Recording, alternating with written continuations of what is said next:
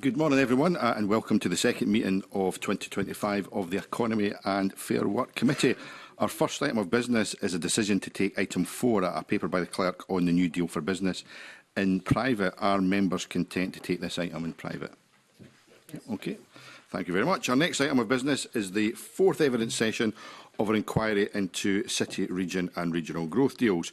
We'll hear evidence from two witness panels this morning. Firstly, from the Secretary of State for Scotland and then from the three enterprise agencies. So I'm delighted to welcome Right Honourable Ian Murray, Secretary of State for Scotland, the first member of the new UK Government to give evidence to this Parliament, and Alistair MacDonald, Deputy Director for Policy from the UK Government. As always, I'll make an appeal for members and witnesses to keep their questions and answers as concise as possible. And I now invite the Secretary of State to make a brief opening statement. Okay, well, good morning, Convener. It's a great pleasure to be here at the Scottish Parliament, and a happy new year to all the committee members and yourself and your clerks. And really delighted to have the invitation, particularly to talk about something that is close to all of our hearts and something that I think cross-party we can all agree on is a very positive thing in terms of city, region and growth deals and the programme in Scotland. So, firstly, I'd like to just remind the committee that the Prime Minister's #1 priority for this new UK Labour Government is economic growth, and regional growth plays a key part in that. If you seen the plan for change that the Prime Minister launched at the tail end of last year, it was all about a plan for change, a plan for growth, and about local growth being a key part of that, regional growth being the key strand that runs through it. Since coming into government, we've obviously signed the two final growth deals in Scotland, the Argyll and Bute growth deal with £25 million, and of course the £100 million enhanced Falkirk and Grangemouth growth deal that was the Falkirk deal, but was changed to the Falkirk and Grangemouth deal with £20 million of extra funding, given the particular issues that are happening at Grangemouth at this moment in time. We've also committed through the budget £840 million to dozens of new investment zones, including freeports, local growth projects, and of course the Towns Fund, which many members in this committee will be very much aware of. And that was part of a total commitment of £1.4 billion extra confirmed by the Chancellor in the budget on the 30th of October. It was also part, of course, of the £4.9 billion extra to the Scottish budget, the largest settlement in the history of devolution, and that sits alongside a whole host of other investment opportunities and funds, the National Wealth Fund, GB Energy being the two most prominent. But getting back to the deals, of course, they support that economic growth. They are creating jobs. They're giving that sustainable development across the country. And I think the most important thing from our perspective is that these deals have been grassroots up. So they've been coming from local communities through local authorities and been a genuine partnership between the Scottish Parliament and Government and the UK Parliament and Government with local authorities and local stakeholders. And we've seen that across all the deals right across the country. We've all got examples in our own constituencies and our own regions of where this has been a great success. Of course, there have been some difficulties, particularly around capacity of local authorities to deliver which are some pretty big infrastructure projects in particular, but we have had a really evidence-driven positivity in terms of jobs and growth rate across the regions of where these growth deals have been part of that process. The collaborative working, I think, has been something that we should build upon between the Scottish Government, the UK Government and the local authorities and stakeholders. That's something that I think we should take away from these deals as being something that we should expand upon. And that very clear direction of what they're trying to achieve for local communities is one of the things that I think has been one of the main successes of these deals, in the sense that they've created jobs, they've created that economic growth. They've been projects that have come from the grassroots. They've been done in partnership and, of course, crucially, jointly funded, which I think is a key part of making sure everyone has a stake in the stakeholders in these kinds of deals. And that's meant that governance has been very good. We've seen the coming together of local authorities. I just used the two examples of the Edinburgh Region deal and the Glasgow Region deal, two very different formats in terms of the way local authorities have come together to promote deals, but actually they've both worked for the areas of which they've represented, and indeed we've recently met with Edinburgh and Glasgow in terms of what they want to do next in terms of the process moving on to something else. So a really, really positive thing. We've got all the deals now across the whole of the country. and those partnership deals have been very successful, as I've already said. This all happens in a very challenging economic environment. I don't think we have to hide away from that. Everyone knows how difficult the economic environment has been. The new government has. We knew, and everyone knew, that we would inherit a pretty difficult financial situation. But the key thing in terms of the relationship to this particular committee's inquiry is that we also, to a certain extent in the Scottish context, inherited an industrial crisis as well. If you just look across the board, whether it be Grangemouth, North Sea Oil and Gas, Mitsubishi Electric, Alexander Dennis, Harland and Wolff, the number of industrial problems that have risen over the last 6 months or so have been considerable in the Scottish context, and I hope that the growth deals play a part in being able to resolve some of those particular issues. But it's clear that we have to deal with both an economic crisis, a crisis in public finances, and also an industrial crisis in the Scottish context, and that is the backdrop to where we are in terms of what happens next. And I just finally, Convener, in my opening remarks, I suppose what does happen next is the spending review at UK government level, which commences at the end of February and will conclude in April with a statement to the House of Commons in June, and that will set the spending frameworks for where the next stages of local growth goes in the coming years, but that sits alongside the £1.4 billion that have already been committed. So there's a very positive story to tell, and I hope that we're able to dig into some of those positive stories this morning. Thank you very much, Secretary of State, for those comments. Now, I appreciate that the new government have inherited the growth deal approach. Your opening comments suggest you're happy with that particular approach, and given that some of these deals are very mature, even if you wanted to change them, you couldn't. But does the government propose, particularly given some of the new initiatives that have been announced, does the government propose to make any changes to the way in which growth deals are being implemented at the moment? Well, it's actually a question for the individual growth deals themselves, because we've been relatively successful in getting the more mature deals through. And of course, the biggest priority for the deals themselves have been that they've been projects that have been brought to the deals from the grassroots. So they're not government projects as such. The joint funding, of course, has been put in, and then the way the deals are structured, it means that it's funded in that joint way. But if you look at what's been achieved in some of the deals across the country, these have been projects that have been coming from local authorities or indeed stakeholders related to local authorities and communities. So changes to deals have happened from the grassroots level through a whole course of things, whether or not people have changed their priorities. Of course, inflation, particularly construction inflation, has been a huge problem. Local authority capacity to deliver and stakeholders' capacity to deliver. So we've been very flexible in supporting deals to make changes if they so wish to do so. But it's not really for the government to dictate what are the individual parts of the growth deals. There are parts, of course, of regional growth that have been reassessed by the Treasuries in terms of value for money, but these are jointly funded, of course, as you know, by the UK and Scottish Government with stakeholders and the private sector as well. So the projects themselves, if they decided they wanted some flexibility, we've been very open to those kinds of discussions, and some of the deals have had that kind of flexibility built in for a whole number of reasons, mainly, though, because of deliverability, whether it be cost or capacity. Okay. And you mentioned that the Prime Minister's number one priority is economic growth. What evidence is there that the growth deals, particularly more mature ones, have actually delivered that economic growth in their areas? Well, there's been, measurements done. I might bring in Alistair to go through some of the finer details of the kind of assessments that we see in these growth deals, but tens of thousands of jobs, local economic development, bringing stakeholders together to lever in private finance. I mean, the figures are there for all to see, but the UK and Scottish Government's contributions have been added to by stakeholders and the private sector to give us more bang for our buck in terms of the growth of those deals. So, yes, there's been job creation. Yes, there's been economic development. Yes, there's been regeneration. What's spawned from that in some of the deals is affordable housing, which has been brought on board. The Highlands and Islands deal in particular has highlighted that the fact that they've been able to bring in affordable housing as part of the projects as an addition to their growth deals. So the way you measure each individual deal, of course, will depend on what's in the deal. But in terms of outcomes, the biggest outcome is jobs, and the biggest outcome is that economic development. And of course, it's not just short-term jobs, because the deals are all long-term. Of course, some are more mature than others, but you would hope that economic development would run right through and that jobs growth would continue to go, because a lot of the projects, whether it be the Edinburgh Futures Institute or whether it be the James Hutton Institute, these are investments that have been made for the future, and therefore you would hope that that growth would continue after the deals themselves have matured and concluded. Alistair. Yes, thank you. Good morning, committee. Yes, as Secretary of State said, different levels of maturity across the deals programme. Glasgow's into its second decade, whereas we're about to commence on Argyll and Bute. We undertook a review about halfway through the first phase of the Glasgow deal, and we found absolute evidence of growth and job creation.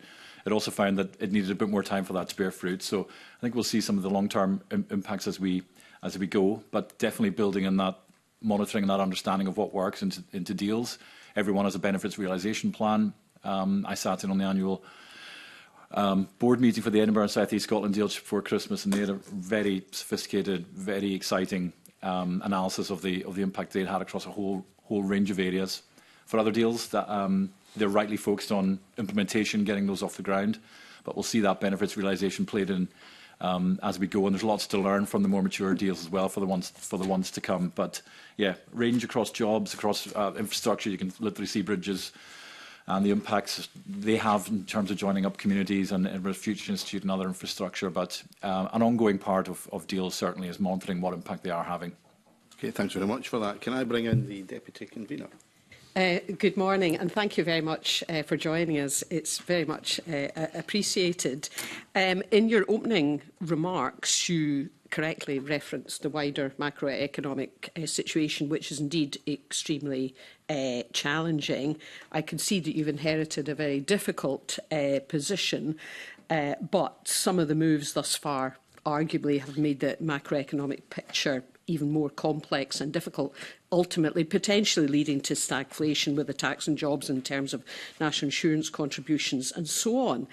In terms of the Chancellor having to look so carefully at where further cuts potentially could need to be made, what guarantees are you able to give on a multi-year basis as to UK government commitment to funding? In other words, do you see that changing as a result of the macroeconomic challenges ahead? Well, Deputy Convener, as a government, we don't comment on individual market movements that we've seen perhaps in gilt yields in the last week or so, but it just highlights how difficult the situation that we inherited is, and I don't think we have to be too shy about reminding people of that. The inheritance was always going to be the worst economic inheritance of any incoming government in peacetime since the Second World War. Of course, whereas a result of recent movements, I concede there's other factors at play in terms of the wider global economy, but one element of bond yields is confidence in policy at the UK government level. That's one element of it amongst many. Well, the bottom line here is that, and you represent the governing party here at the Scottish Parliament, is that when you're in government, you can't just wish away what the situation is that's in front of you. And we inherited a pretty bad economic situation, a crisis in industry as well in the Scottish context, but partly across the UK too, and a £22 billion black hole that we didn't know about. Now, when the Chancellor gets the dispatch box to deliver a budget, that's the situation she has to deal with. She can't just wish that away. And therefore, that hole had to be plugged. It had to be plugged early in order to try and give that stability in the economy. And that means some pretty tough and difficult decisions. But we're honest about that with the public at the election. And it has been made much worse by what we found since we came into government. So the bottom line here is that decisions had to be made. Money had to be raised, of course, through taxation, £40 billion of extra. But that's given an extra spending as well to end austerity, which is what we promised. And the additional money, for example, into the deals, the £1.4 billion, and of course the largest settlement in Scottish parliamentary devolution history, is part of the spending that comes from the increase in taxation. So the challenge to all of us, but particularly the challenge to questioning of that, which I think is an important thing to challenge and scrutinise government on, back would have to be, if we didn't make those decisions, what other decisions would we make, or what spending would you like cut? And that's really difficult when you want to invest, as this inquiry is looking at, in local communities, in promises that were made but not funded, which is another thing that we had to find in the context of this inquiry. There was lots of announcements made with no funding attached, and those difficult decisions had to be made. We've now found that money through making difficult decisions to fund our local communities, but that's taken some pretty hard decisions that we've had to make, very, very unpopular decisions in some places, but that's given us stability in the economy, and hopefully now we can build for the future, and the spending review will be part of that process. You didn't answer my direct question. My challenge is how certain, given your articulation of the UK macroeconomy, how certain can any city and region deal be as to the future profiling and flow of funding on a multi-year basis, given that the Chancellor has been quite clear in leaving no stone unturned to look for the potential for cuts? So it's a chance for you to put on record that the money that has been promised by the UK government over a time period will remain intact. Can you do that today? The £1.4 billion announced at the budget will remain intact. I'm talking about the city and region deals. At the moment, in terms of the money that's been put in, we've given the commitment to the 12 city region deals. We signed the Falkirk and Grangemouth one after the budget in Falkirk, in fact. That £100 million, the £25 million for Angling View is done and dusted. The signing of that will be hopefully in early March, when both the Scottish and UK governments can find dates in the diary to come together, so we do that jointly. So that money for those 12 deals across Scotland is secured and is committed. But what is pretty clear, and if you look at the news that broke this morning at 7 o'clock, inflation has dropped surprisingly. So, you know, the economic, that is good news, but the economic situation is challenging. But we all have to lift the mood and be much more positive about the fact that we're heading in the right direction now that we've settled the foundations, and the spending review will be part of that process. Okay, right, thank you. I wanted to just move on to another topic in terms of the role of this place and this Parliament in terms of the scrutiny of these deals. It's not been certain to us as a committee in what respect the Scottish Parliament has previously had a role in ensuring that the outcomes we all want to see for these city and region deals is positive. What's your sentiment as to the role of this place, and what's your intention in terms of giving this Parliament its place going forward in terms of scrutiny? I'm not quite sure I fully understand the question on the basis that these deals in particular are jointly funded. I mean, they're jointly funded almost to the penny between the UK and Scottish governments, and it is a partnership between both governments, local authorities and other stakeholders, and investment that's coming in. So the scrutiny of the Scottish Parliament of these deals, I'm sure, is in the hands of the Scottish Parliament. In terms of what Alistair said, with the assessment that's been done already, most of the deals are on track. Some of them, of course, haven't been signed yet, but actually, and the Falkirk and Grangemouth deal is only just beginning to be started, while Edinburgh and Glasgow and Aberdeen are very mature and coming to the end of their particular project. So each individual deal has an analysis that's going on. There's constant contact between the two governments and the deals themselves. So in terms, I can't answer for how the Scottish Parliament wants to scrutinise that, and I'm not quite so sure. Maybe you could unpack a little bit the question in terms of how I can provide the Scottish Parliament with more scrutiny of those deals. I'm not quite clear what you require. Yeah, no, it's fine. You've given your view on the record, and that's helpful. Thank you, and I do appreciate you attending today. In terms, my last question in terms of governance, you correctly point out the fact that both the Scottish Government and the UK Government have a role here. From a purely governance perspective, I've always been a little unclear rather, as to how specifically that works. Generally speaking, in any governance structure, you have one ultimate accountable authority. This is less clear in this instance from a governance perspective. How do you see it working in terms of the ultimate accountable body where funding is coming from both the Scottish Government and the UK Government? I'll let Alistair give you the details, but as I understand it, and Alistair can correct me if I'm wrong, the accounting officer for all the deals is the Scottish Government.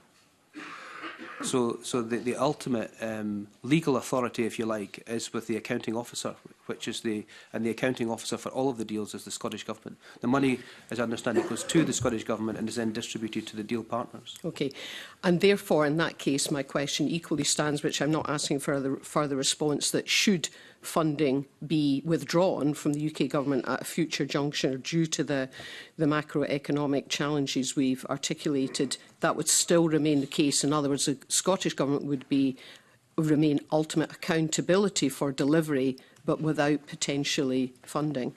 There's no money being withdrawn from these deals because they're, Yeah. they're signed and some have almost concluded. So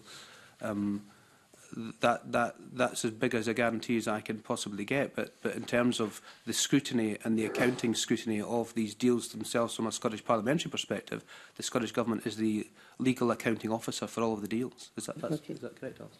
Yes, that's correct. And there's an annual process whereby HM Treasury transfers the drawdown for the deals programme each year to the Scottish Government as the accountable body, which is then dispersed, as the Secretary of State says, to the 12, soon to be 12 deal portfolio. So that's a well-established, very collaborative process. You know, I would emphasise how intertwined the two governments are on these deals. They are genuinely run in partnership. I co-chair the annual conversations with all 12 deals with my counterpart in the Scottish Government, who reports up through her ministers as I do to mine. Some deals have a greater UK government funding in them, others have greater Scottish government funding. So it's a genuinely collaborative and deeply intertwined programme, I would argue, and I think not in UK government's interest to withdraw from that, nor I think likely or possible. Okay.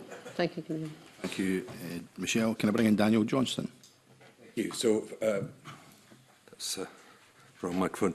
I don't know what the parliamentary protocol is here in terms of declaring interest, or maybe we should just promise to have a conversation that goes beyond the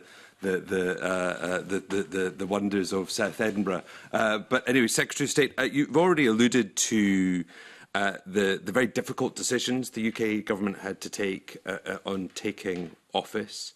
And I note that there were two deals that were actually paused while they were reassessed and then obviously subsequently confirmed in the October budget.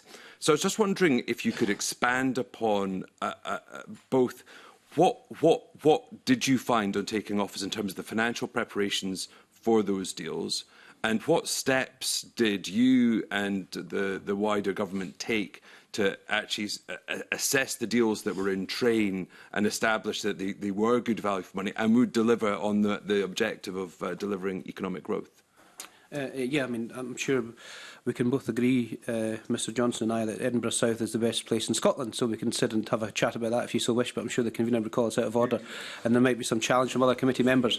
But I suppose, I mean, it's a fundamental question, because we did have to reassess every single penny of public funding. I mean, there was a lot of announcements made in the regional growth area in a Scottish context that had been made, promises had been given, but no money attached. And if I can draw upon two examples, the Towns Fund being one. Many of our towns across Scotland had been promised funding, £20 million over 10 years to regenerate their town centres, but there was no money attached to that. So local communities felt quite sore that these were now having to be reassessed because of the financial situation that we inherited.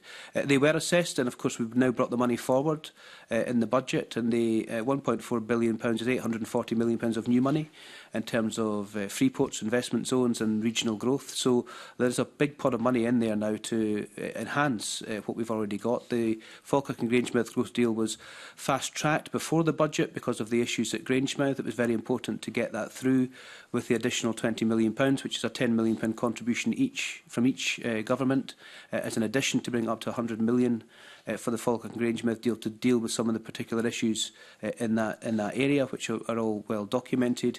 And the Argyll and Bute one was the last one to be done.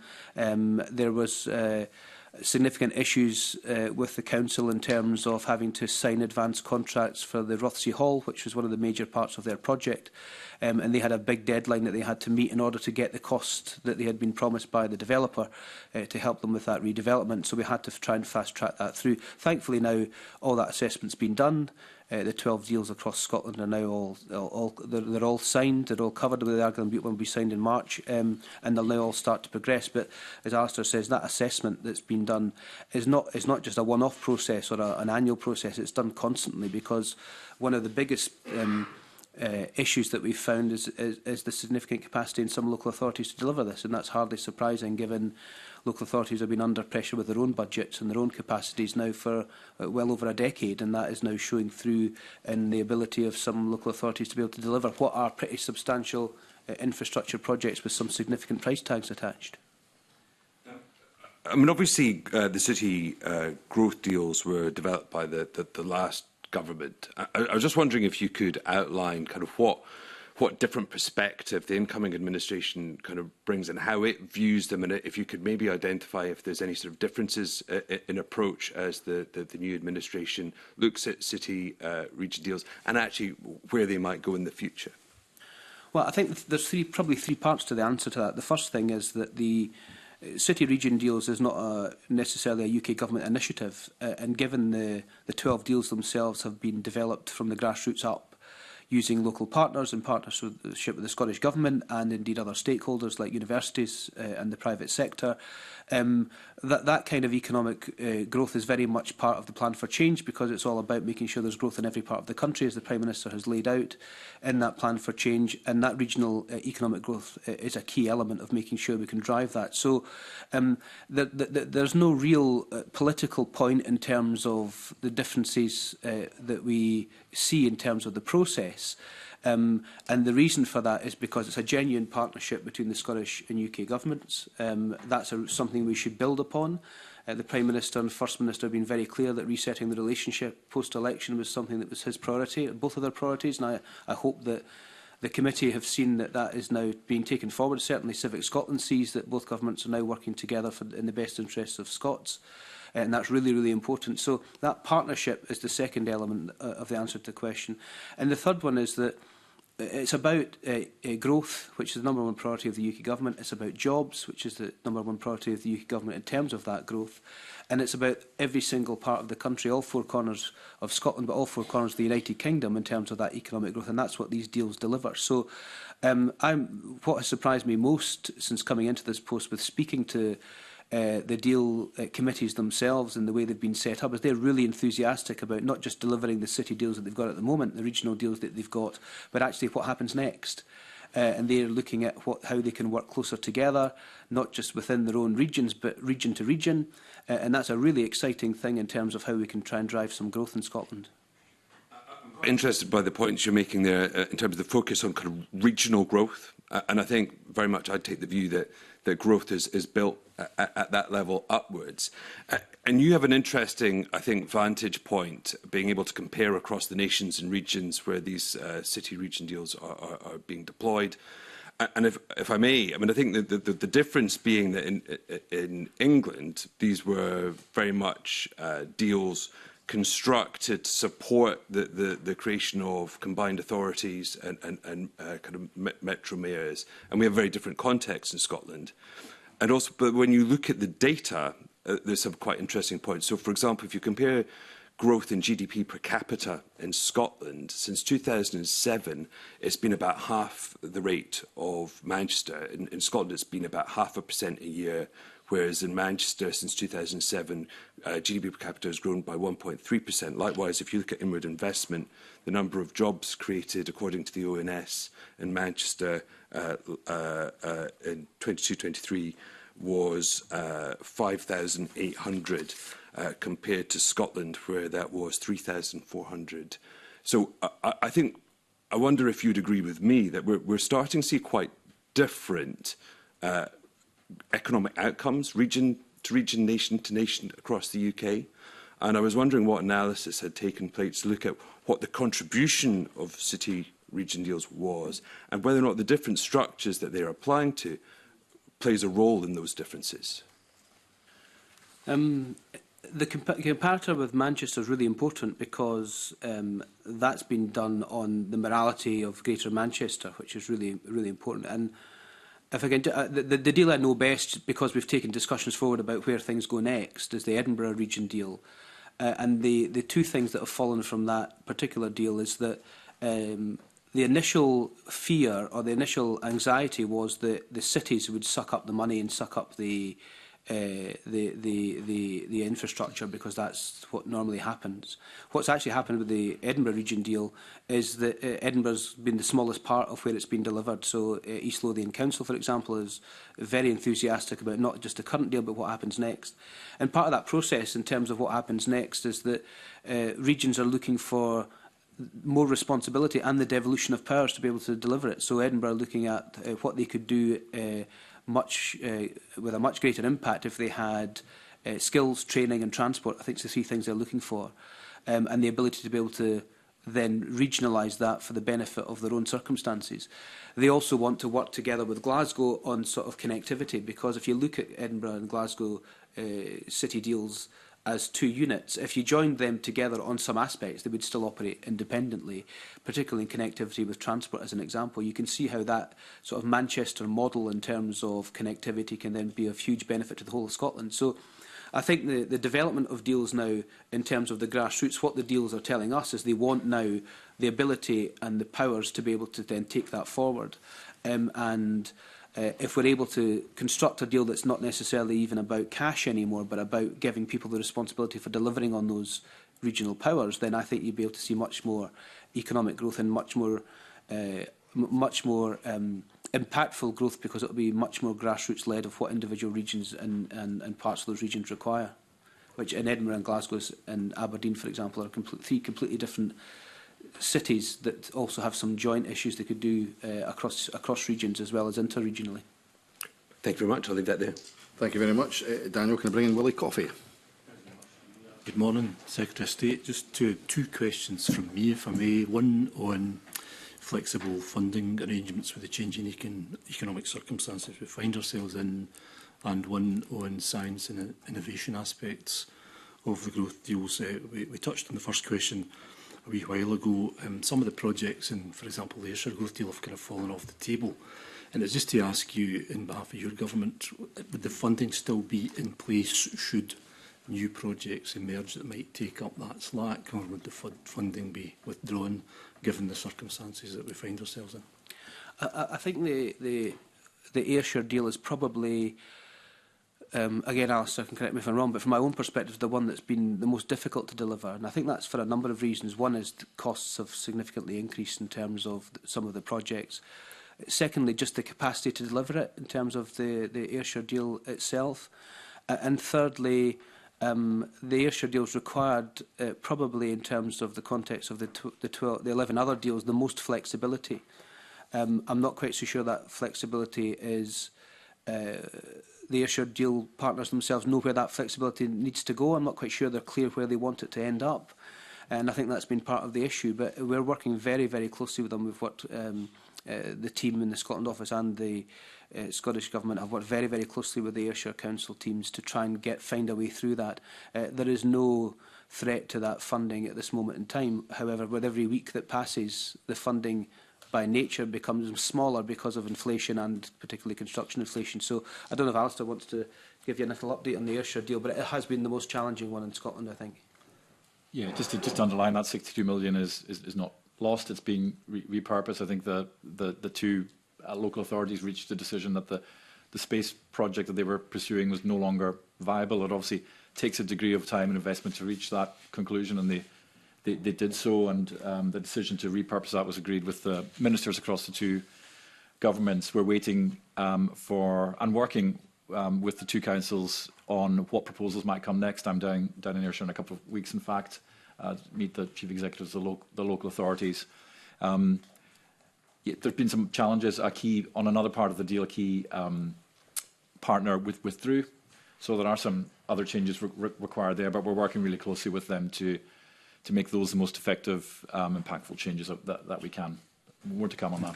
Well, that's encouraging that funding still remains there should new projects emerge to take that up. Thank you very much for that. My other question is on science and innovation elements of the growth deals. As you know yourself, a key part of the Edinburgh City deal is the robotics and AI element, Robotarium and so on. And as you also know, Edinburgh is well established as one of the leading artificial intelligence zones in the UK. So it's just to ask you, on behalf of your government again, why you chose Oxford rather than, say, Edinburgh to be the first UK AI growth zone? Yeah, I mean, you're right about in terms of innovation. In fact, Edinburgh University's had an artificial intelligence unit since 1964, so they're not new at this in terms of what's been happening. Edinburgh will play a key role in the AI connectivity strategy that was announced this week. Again, if I can just take you through the short history of the exascale issue, which I'm sure you're hinting at in terms of your question, Mr Coffey, was, again, it was an announcement that had been made 4 times to Edinburgh by the previous government, and there wasn't a penny attached. In fact, not only was there not a penny attached, but nobody even asked for the money. So when we came into office, there was a £900 million commitment to Edinburgh University for the exascale computer and not a penny attached, and therefore some difficult decisions had to be made. As we go through the spending review, Edinburgh will play a key part in the AI development, and that's clearly written in the report that was published this week by the Secretary of State. And the Secretary himself has given a commitment not only to come to Edinburgh, to work with Edinburgh in terms of the key role that Edinburgh will play in that future AI connectivity strategy. So Edinburgh's got a very, very bright future ahead of it in terms of that particular element of their own growth. So there was no money at all behind the £800 million commitment for the Not only was there no money behind it, but nobody in the previous government had even asked the Treasury for it. Right. So it was again, it was a number of commitments that had been made, and then the government had to come in, and we had, you know, again, others can wish away the problem, but when you're in government, you either have to deal with it or not, and we had to deal with it because it was unfair to continue with a proposal that with Edinburgh University that was unfunded, that couldn't be funded. But I'm hopeful that we'll get there as we approach the spending review. One of the things Edinburgh did, as I understand it, they've already spent about £30 million preparing for this project. So is there any opportunity or chance that they might get that money back? Well, actually, there's been additional funding committed to make sure that Archer 2, in terms of the current supercomputer that's there, is life's extended. And I'm hopeful that the investment that's been made will not have been wasted. Thank you for that. Thanks very much, Willie. Gordon MacDonald. Thank you very much, Convener. Just following on from Willie Coffey's line of questioning, you've indicated previously that the funding is safe for the city deals and there's been no money withdrawn from the city deals. But the supercomputer that was going to be built at Edinburgh University was part of the Edinburgh City deal. So what happened to that 800 million? It wasn't part of the I'm reading from the submission to the Scottish Affairs Committee because, they, as you're aware, they started a inquiry into this same area and then had to be cancelled because of the election, and it quite clearly says data-driven innovation programme, which was all about the supercomputer. So you're saying that funding is safe, yet you've pulled £800 million. No, Mr MacDonald, the exascale investment of £900 million was not part of the Edinburgh region deal. I don't have the exact. I've got the figures for the deals here. I don't have the exact projects, but the biggest investment in terms of university was the Edinburgh Futures Institute, which was about £47.6 million, roughly off the top of my head. There was no exascale; was completely separate in terms of it was not part of the deals. If what you're saying is that the funding situation that you inherited from the previous government was so bad, then can you tell us where you found the £14 billion for the announcement this week on AI that was made by Keir Starmer on Monday? Most of that is private investment. Right, so there's no government money in that whatsoever? There'll be government money in that as part of the spending review, but the vast majority of the inward investment that was announced this week was private investment. Most of it from America. So it's all private investment, very little. It's not £800 million being rolled into the AI? No, the exascale computer issue has been rolled into the spending review as the UK government's contribution to the strategy. The announcements this week that have been made, the £14 billion, the vast majority of that, in fact, if not all of it, I can write to the committee to clarify, but as I understand it, all of it is private investment into AI, mainly from American investors. into the UK. I mean, it's a real, it's something we should celebrate, actually, Mr MacDonald, because we have a real opportunity, not just in the UK, but in Scotland and in Edinburgh, Glasgow and Dundee, to be the centres of the world for AI, and that's why there's big investments coming in, because we're well ahead of the game. We have to stay ahead of the game, and that is also the arguments made by the University of Edinburgh in terms of the supercomputing that's required. So, you know, the challenges that sit alongside that, of course, are energy. They're very, very energy intensive, but this is a huge boost to the UK in terms of the future of the position that we have in terms of AI in the world. I think we're second in the world already, and that strategy this week has been much welcomed, and the investment that's come in is a real thumbs up to that strategy. The supercomputer at Edinburgh University was so important because there are only 2 known exascale computers known in the world, both in the US. The Edinburgh one would have been the 3rd, and it's already been the home to high-performance computing for over 30 years. So it would make sense for that to be located here, yet we're hearing, as Willie Coffey indicated, that the first AI growth area is going to be Oxfordshire, home to Atomic Energy Authority. I would read the AI strategy that was announced this week more carefully. Edinburgh is mentioned in that. The Secretary of State's given a commitment to Edinburgh, and Edinburgh will play a key role in that entire UK strategy. So we should be excited about that, and I think that whole strategy indicates a direction of travel in terms of the spending review of what may or may not happen at Edinburgh University. But, do you know the timescales for when it will happen in Edinburgh? Well, the spending review will be concluded in April and announced in June. But there will be a list of projects within that £14 billion. Do you know where Edinburgh comes in that list? Is it near the top or at the very bottom? Well, there'll be a process in terms of the AI zones going forward, and the strategy mentions that and is quite clear about it. And Edinburgh is well placed to be one of those because of its world-class infrastructure that it already has. That's well, it's mentioned in the report itself.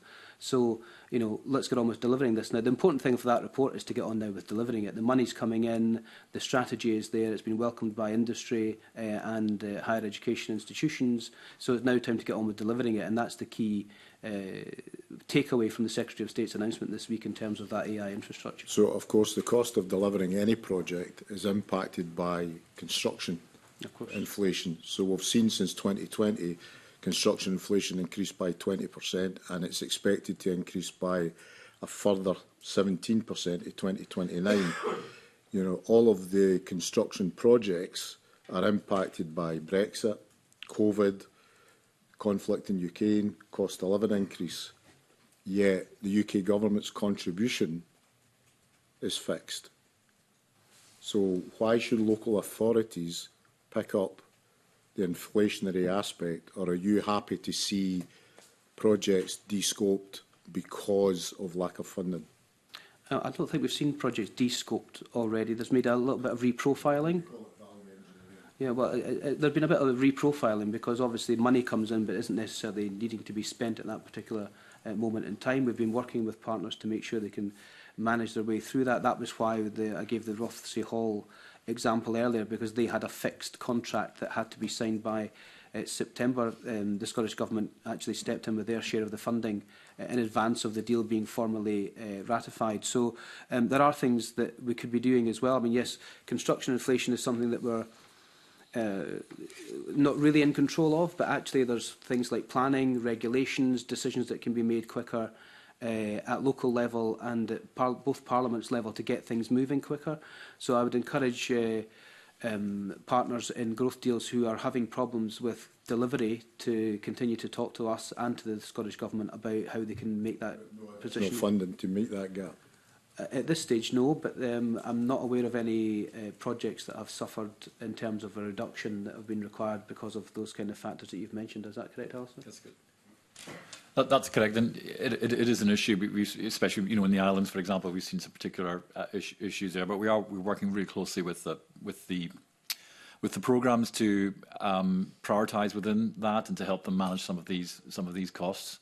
It's obviously a challenge, and it's across the board. I certainly wouldn't deny that. Just on the supercomputer point, I mean the whole value of the Edinburgh deal, 600 million, 300 from each, so it is totally separate, although there are some technology aspects to the Edinburgh deal, and I'm speaking regularly to my counterparts at the Department for Science, Innovation and Technology, and they're very much thinking about Scotland with this AI action plan.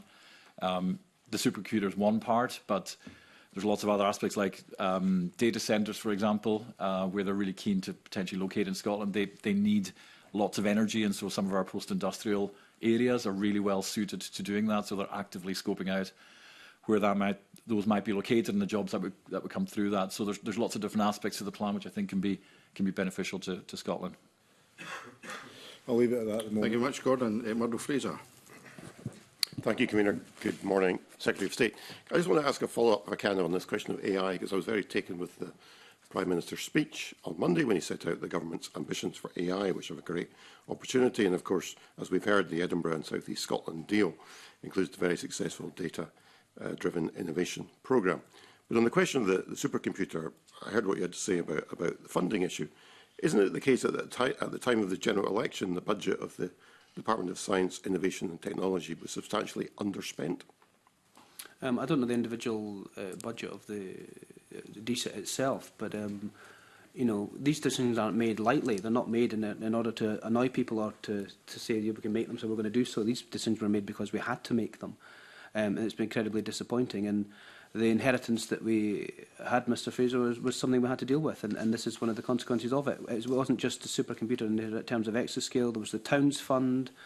There was other commitments that had been made in terms of deal funding and regional growth funding that had no funding attached, and therefore we had to find that funding or not have the project. So we've been very clear with the University of Edinburgh in that particular example that the project wasn't cancelled, but it was being reassessed, and we'd go into the spending review process, which will happen, which is kicked off and will conclude by the summer. Okay, so as you probably know, at the time the announcement was made in August, it was hammered by people in the industry.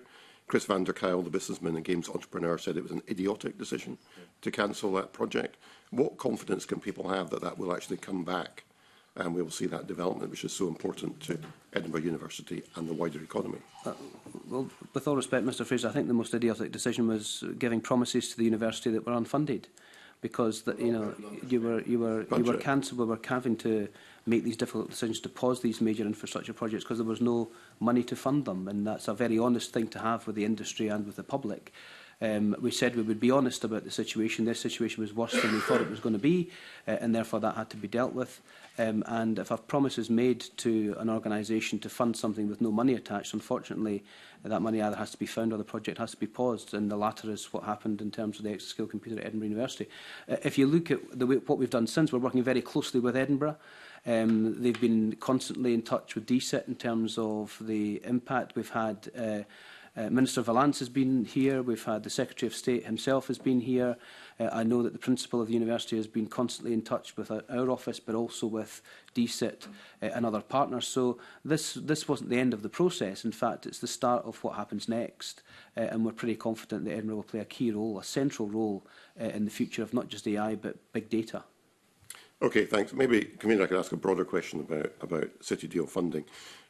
Since the change of government, has there been any change in the approach in terms of the drawdown of funding or the checks and balances that are put in at government level, or is it just the same model that has been followed by the previous administration? Yeah, well, it's roughly the same model because most of the deals had started already and some were pretty mature. So as Alistair has laid out, the money is drawn down into the Scottish Government budget, and the Scottish Government then allocates that money when it's required, and it's drawn down on that basis. So there is a programme, of course, of drawdown and when it will be required. Some deals have had to reprofile because of some of the pressures that Mr MacDonald has laid out earlier on. But yes, I mean, in terms of the way the money is allocated and the way it's drawn down, it goes through the Scottish Government as the accounting officer into the growth deals themselves, and they've obviously all got different formats in terms of their own governance arrangements and how they're working together, and that then goes into the project. So there's been a little bit of reprofiling because of some of the pressures, also a little bit of reprofiling because of the deliverability in terms of capacity, particularly of some partners. So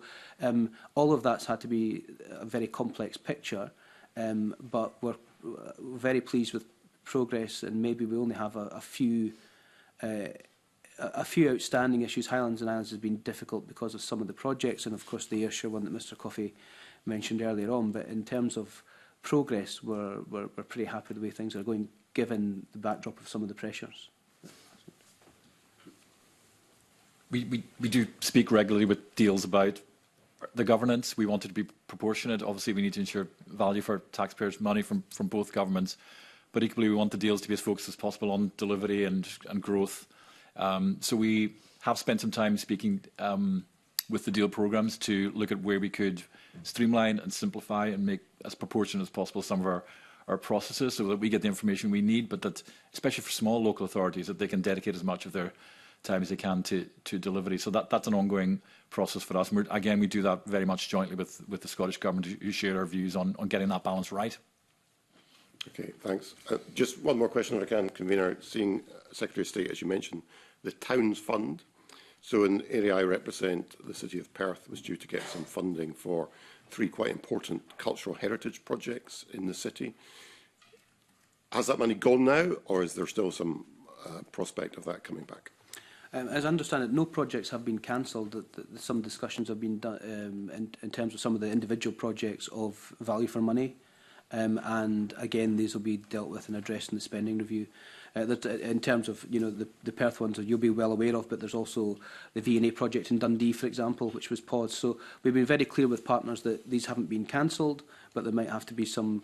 There's a value for money exercise going on at the moment, and there might have to be some reprofiling and redesign of projects to fit into some of that new criteria.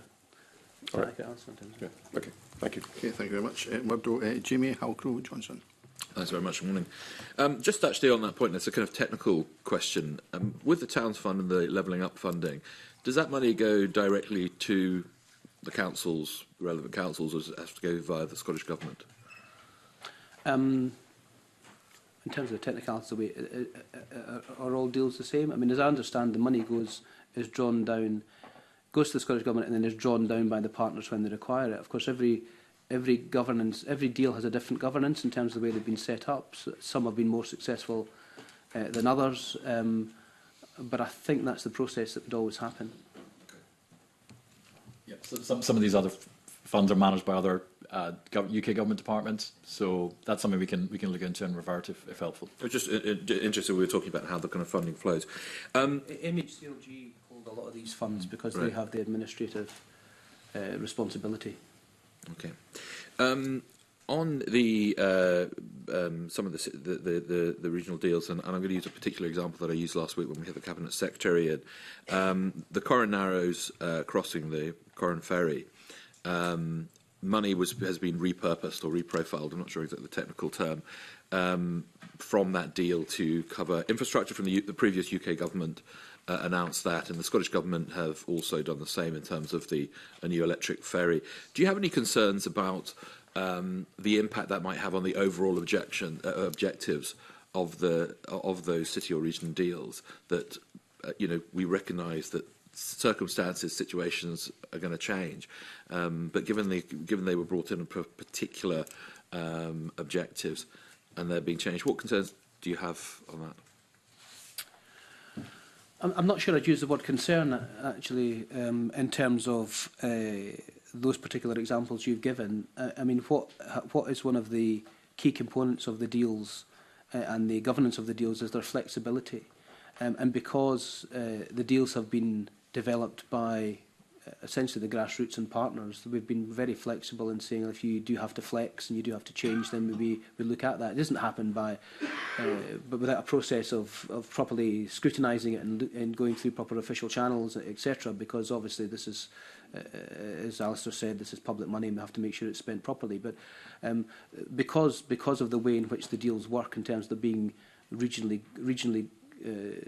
focused, then it's really important to allow the partners to have that flexibility if they so require. The Ayrshire one being a prime example of where things have gone wrong, a partner has withdrawn, and therefore we've had to be flexible in terms of what happens next. And in terms of some of the projects you've mentioned, they will all have been assessed again. They won't just have changed without any kind of scrutiny and proper governance.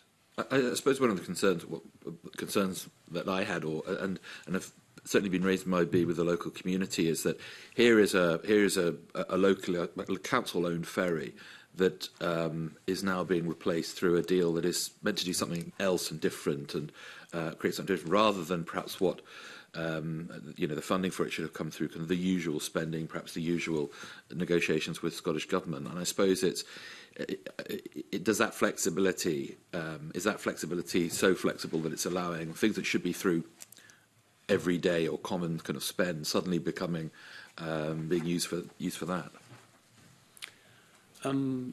I don't have that as a direct concern, but I can see why people would raise that as an issue whereby I mean, without being too fine a point in it, the local authority funding has been gutted and decimated over the last decade, and therefore I can see why there could be some concerns that deal funding is being used to supplement stuff that should be paid for through normal channels at local authority level. So I can see that, but actually, in terms of these particular projects themselves, it's critical to economic growth and to the areas that have been requiring it, and therefore I don't have any concerns that the deal funding has been replacing day-to-day normal council funding, if you like. But some of the deals have struggled because of local authority capacity, and that capacity has been decimated over the last decade, and that's part of the problem. If I can just, I know Highlands Islands MSP's ferries are a big part of what I do, I suppose, and what I focus on. The Fair Isle Ferry announcement, obviously there's been a large increase in costs. The Council have made a decision to fund some of that increase in costs themselves. Were there discussions between the Shetland Islands Council and the Scottish Government on perhaps covering some of that additional cost? The original project was going to be around 30 million. It's now 40 to 45.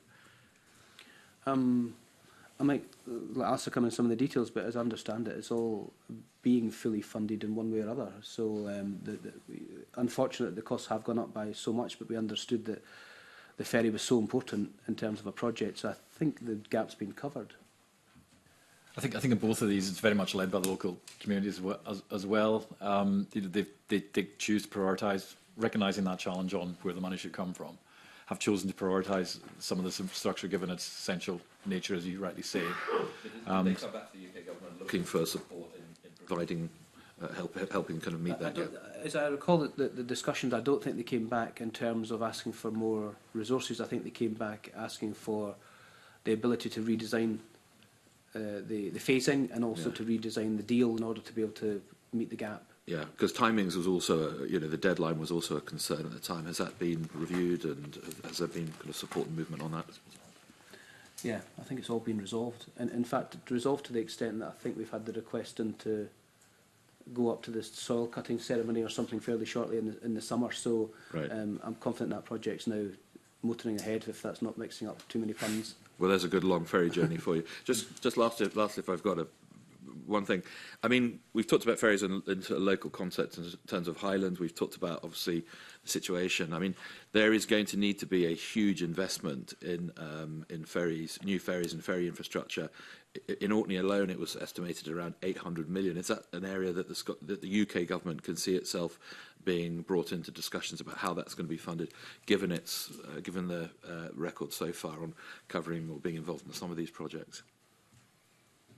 I think it would be wrong for the answer to that question to be no, and therefore, when we progress towards what regional growth looks like in the future beyond these deals, then given they are grassroots and given they've covered both devolved and reserved areas in terms of infrastructure and investment, if that was what the requirement was in terms of a future deal, you would never rule that out because the project would have come from the local area. I think it would be completely wrong. Of course, they would have to go through proper governance and assessment and value for money, etc., etc., etc., because it is public money. But I think it would be completely wrong for any government to say local areas are bringing forward these projects that they want to fund through whatever, and we would veto that on the basis of anything other than it not being a viable project. Okay, thank you. Thanks. Much, Jamie Lorna Slater. Thank you, Convener. And I want to thank you very much for coming this morning, Secretary of State. Your predecessor did not accept invitations to this Parliament to give evidence, and we're delighted that you have.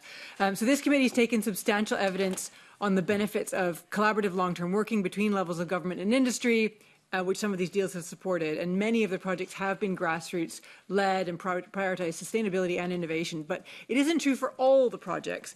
And in the older region deals, there are some dinosaur road and car-based projects initiated by Transport Scotland, of which the Sheriff Hall Roundabout, which I know the Secretary of State will be familiar with, but that's the one with which I'm most familiar as well. On the same sort of theme as Jamie Halker-Johnson, it appears that Transport Scotland couldn't get this project prioritised or funded through normal means, and so they've turned to the deal. But it is a bit of a dinosaur. It was proposed before any government in the UK had declared a climate emergency, before the Scottish Government had set a target to reduce car kilometres by 20%, and there is a grassroots local campaign against it. So the project's stuck. It's demonstratively not being built. But at any level of government, if you ask why we can't reprioritise the funds, change up the project, it's always, oh, because it's part of the region deal. And that government, everyone pointing fingers, means that we can't change anything. So the question is, how can governments, with our democratic mandates as they change up over time, adjust these longer projects to align with current priorities? Because it just feels like hands are tied. I mean, it's a good question, but I think I would have been much more accepting of criticism if it was the other way around. And your question, Ms Slater, was why on earth has a regional deal with a governance board that covers local authorities, stakeholders and partners at local level come to you with a project and it's been vetoed for political reasons? The great value of local regional growth is it does come from the grassroots, and therefore, yes, I mean, I fully accept that some of the older deals, lessons have been learnt since, but the two oldest deals have been the most successful so far in terms of its economic impact. And I think, you know, going back to what Jamie's question was earlier, the Sheriff Hall Roundabout as an issue, and it's a roundabout I know very well because it's just a very poor golf shot from the edge of my own constituency. It is part of that deal and was part of that deal, but is it something that should have been funded by those responsible for funding it regardless? And then it would have been in the governance structure of normal government processes through Transport Scotland rather than through a city region deal in that sense. So I fully accept and understand and acknowledge your question, but I don't think it's for either government to be vetoing what comes forward in city growth deals because we don't like it, when in actual fact these projects are brought forward on the basis of a proper governance structure. They're properly assessed in terms of value for money, and most of the deals, if not all of them, will deliver on what they've said they would do within the funding envelopes that they have, which I think is a real positive. Okay, thanks very much for the question. I'll challenge some of the points there, that it wasn't brought forward by the grassroots, it was brought forward by Transport Scotland, and it hasn't been able to be reassessed because of the structure of the deal. But I appreciate the answer. On a sort of more positive note, I suppose, I think the Secretary will acknowledge that the newer deals do seem to be a bit more grassroots and focus on that innovation and sustainability. So what next? Will there be a new tranche of city region deals, and what should those look like? Well, these are the discussions that have started, and what should they look like? It was a discussion we had with the Deputy First Minister and the Edinburgh City Region deal just last week in this building about what they want to see for the future. Yes, of course, everyone wants pound notes because that's really important, but actually they also want the devolution of the ability to be able to deliver things like skills and transport infrastructure in a much more coordinated way.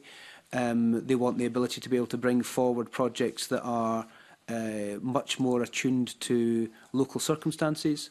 Certainly in terms of an Edinburgh and Glasgow context, they want the ability to be able to work together on joint projects to get more bang for the buck, but do that connectivity across the country. So what the future looks like is unclear, but that is a positive, I think, because deals and governance structures are currently discussing what is best for their regions and coming together in terms of what they think would deliver best for their regions, and every single region will be different in that sense. Whether it be Highlands and Islands will have a much more difficult, conversation on the basis that the number one priority, as I understand it from deal partners, is affordable housing and housing infrastructure. That's a very, very different conversation to Edinburgh and Glasgow or Aberdeen, for example. Thank you, Convener. Thank you so much, Lorna. Kevin Stewart. Thank you, Convener, and good morning, Secretary of State. I want to look at cohesion with wider policy objectives. You've said at the very beginning this morning that economic growth is the #1 priority for the Prime Minister. You said that jobs are a priority. In order to deliver that economic growth, in order to increase the amount of jobs, there has to be business confidence. And, you know, we have seen from the British Chamber of Commerce survey lately that business confidence has plummeted because of the increase to employers' national insurance contributions, for example, which many folks see as a tax on jobs.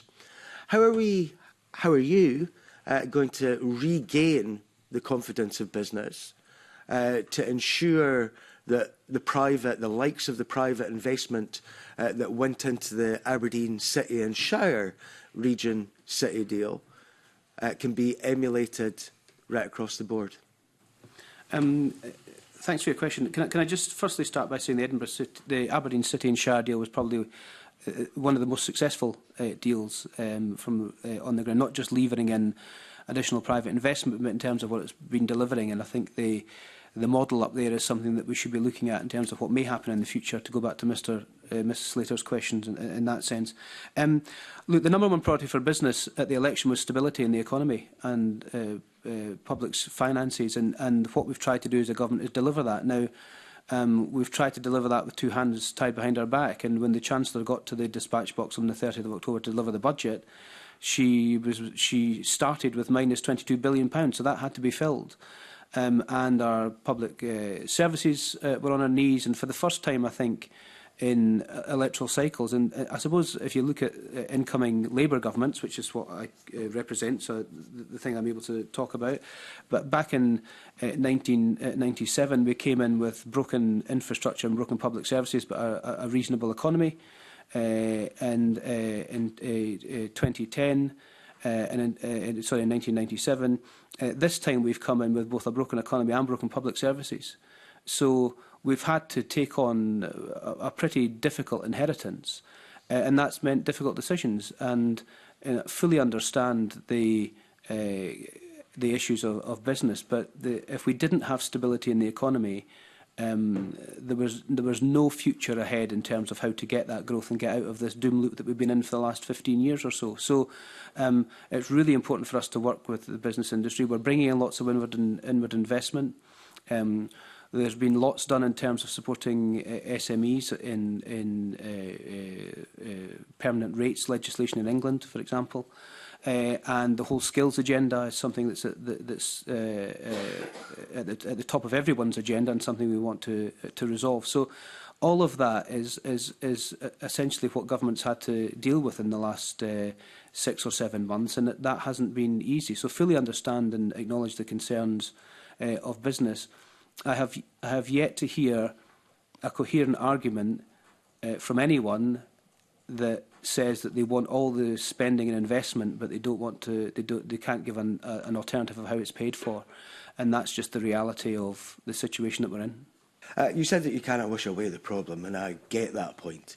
However, where I think we have to disagree is that I think that an increase in employers' national insurance contributions, that tax on jobs, is not going to create stability in the economy. But I want to turn to the picture overall of all of the things that are going on. We have the City Region deals, and as has rightly been pointed out today, some of them are older now, some of them are just getting off the ground. But above that, we also have the Wealth Fund, we have got investment zones, we have got green free ports. How does all of this tie in together? How does this complement each part? And how do you and other partners make it as simple as possible for business, for private investors to navigate what is quite a cluttered landscape? Yes, I mean, I suppose the straightforward answer to your question is about unlocking the potential. I mean, all of these individual parts and the elements that you've mentioned all have different remits. I mean, GB Energy, for example, is about trying to achieve our mission for clean power by 2030, and that will be investing, it will be generating. It's set up, of course, in Aberdeen for obvious reasons, and that is concentrating on that mission in terms of getting to that clean power by 2030. The National Wealth Fund doesn't compete with that; it complements it. It doesn't compete with the market; it complements the market.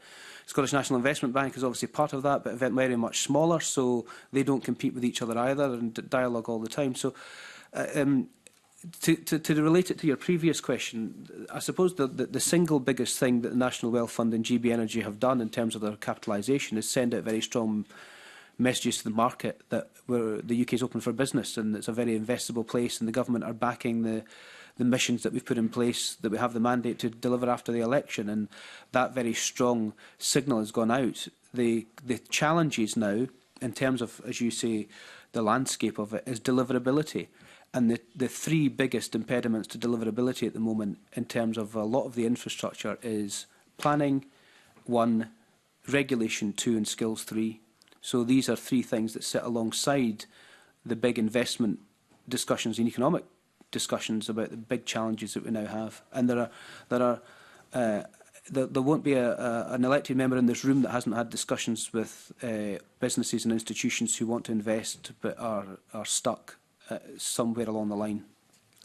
I'm going to be a little bit parochial and take it back to Aberdeen. You've mentioned it a couple of times yourself, so let me move that on forward. First of all, in terms of GB Energy, Aberdeen was the natural choice, but in all of this, initially the suggestion was that there would be 1,000 jobs at the Aberdeen HQ. Now that's fallen to 2 to possibly 300. Of course, that sticks in the craw of some of the folk in Aberdeen who believed the initial figures. But you highlighted one of the key aspects and one of the successes of city-region deals, and you stated that the Aberdeen one was slightly different because it was truly built from the grassroots. Many of the projects emanated from the former Aberdeen City and Shire Economic Future Body. It was a deal that was built on, in the main, skills, which is one of the main things that we need to get right. Obviously, that deal is nearing its end of life. What is the UK government's intention? Is there going to be Aberdeen City and Shire Regional Deal Mark II? Same goes for Glasgow. And if there is to be that, are you going to allow that flexibility, that grassroots decision-making to come up with the projects that are required to drive growth forward in my area and others in Scotland? Yeah, I mean, you raise a good point, Mr. Stewart, in terms of best practice, and we should be taking best practice from all across the country and implementing that in terms of whatever happens next, and the Aberdeen City and Shire one's a very good example of that. I suppose it sits very clearly with the new industrial strategy. I don't think the UK or Scotland's had a proper industrial strategy now for a long time. That industrial strategy will champion the stuff that we do well. The publication of that will happen incredibly shortly, but it's very much welcomed by stakeholders, by industry and by business and local communities, in fact. And you know, I do reflect on I do reflect on, if I've picked you up correctly, the slightly tepid response to GB Energy, but there's not an elected member around this table that wouldn't have wanted it in their areas, and it's £125 million. It will create. It won't just have jobs directly employed, but it will create jobs. That's what it's there to do. And it was a great disappointment to me that we didn't have cross-party support for that when the GB Energy Bill was going through the House of Commons chamber, and indeed the elected member for Aberdeen South didn't back the GB Energy Bill. So politics needs to come together as well and start backing and talking up the economy, changing the mood, and actually coming together to say these are good things that are happening in Scotland that we should be backing, we should be supporting. And that in itself, in terms of confidence, would help the business community, knowing that both governments are behind strategies to try and improve the economy, but both governments are also working together, not just in partnership with the resetting of the relationship at government level, but we're working in partnership with local authorities, with other stakeholders, with industry, and that feeds into your overall question about what happens next. I would hope that what happens next in terms of Aberdeen City and Shire as that example is driven by what Aberdeen City and Shire require. And I would hope both governments would respond to that in terms of not just resources, but powers and responsibility. And as Mr Johnson says, we don't have to look too far to see where that works well.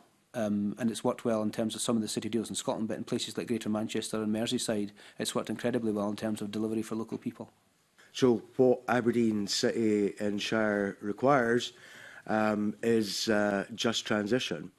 And obviously the Scottish Government has put in play the Just Transition Fund. That, again, is providing investment for the future in terms of skills into new businesses and creating confidence. Would the UK Government consider matching the Scottish Government's Just Transition Fund, because that is really a requirement of Aberdeen City, Shire and Moray?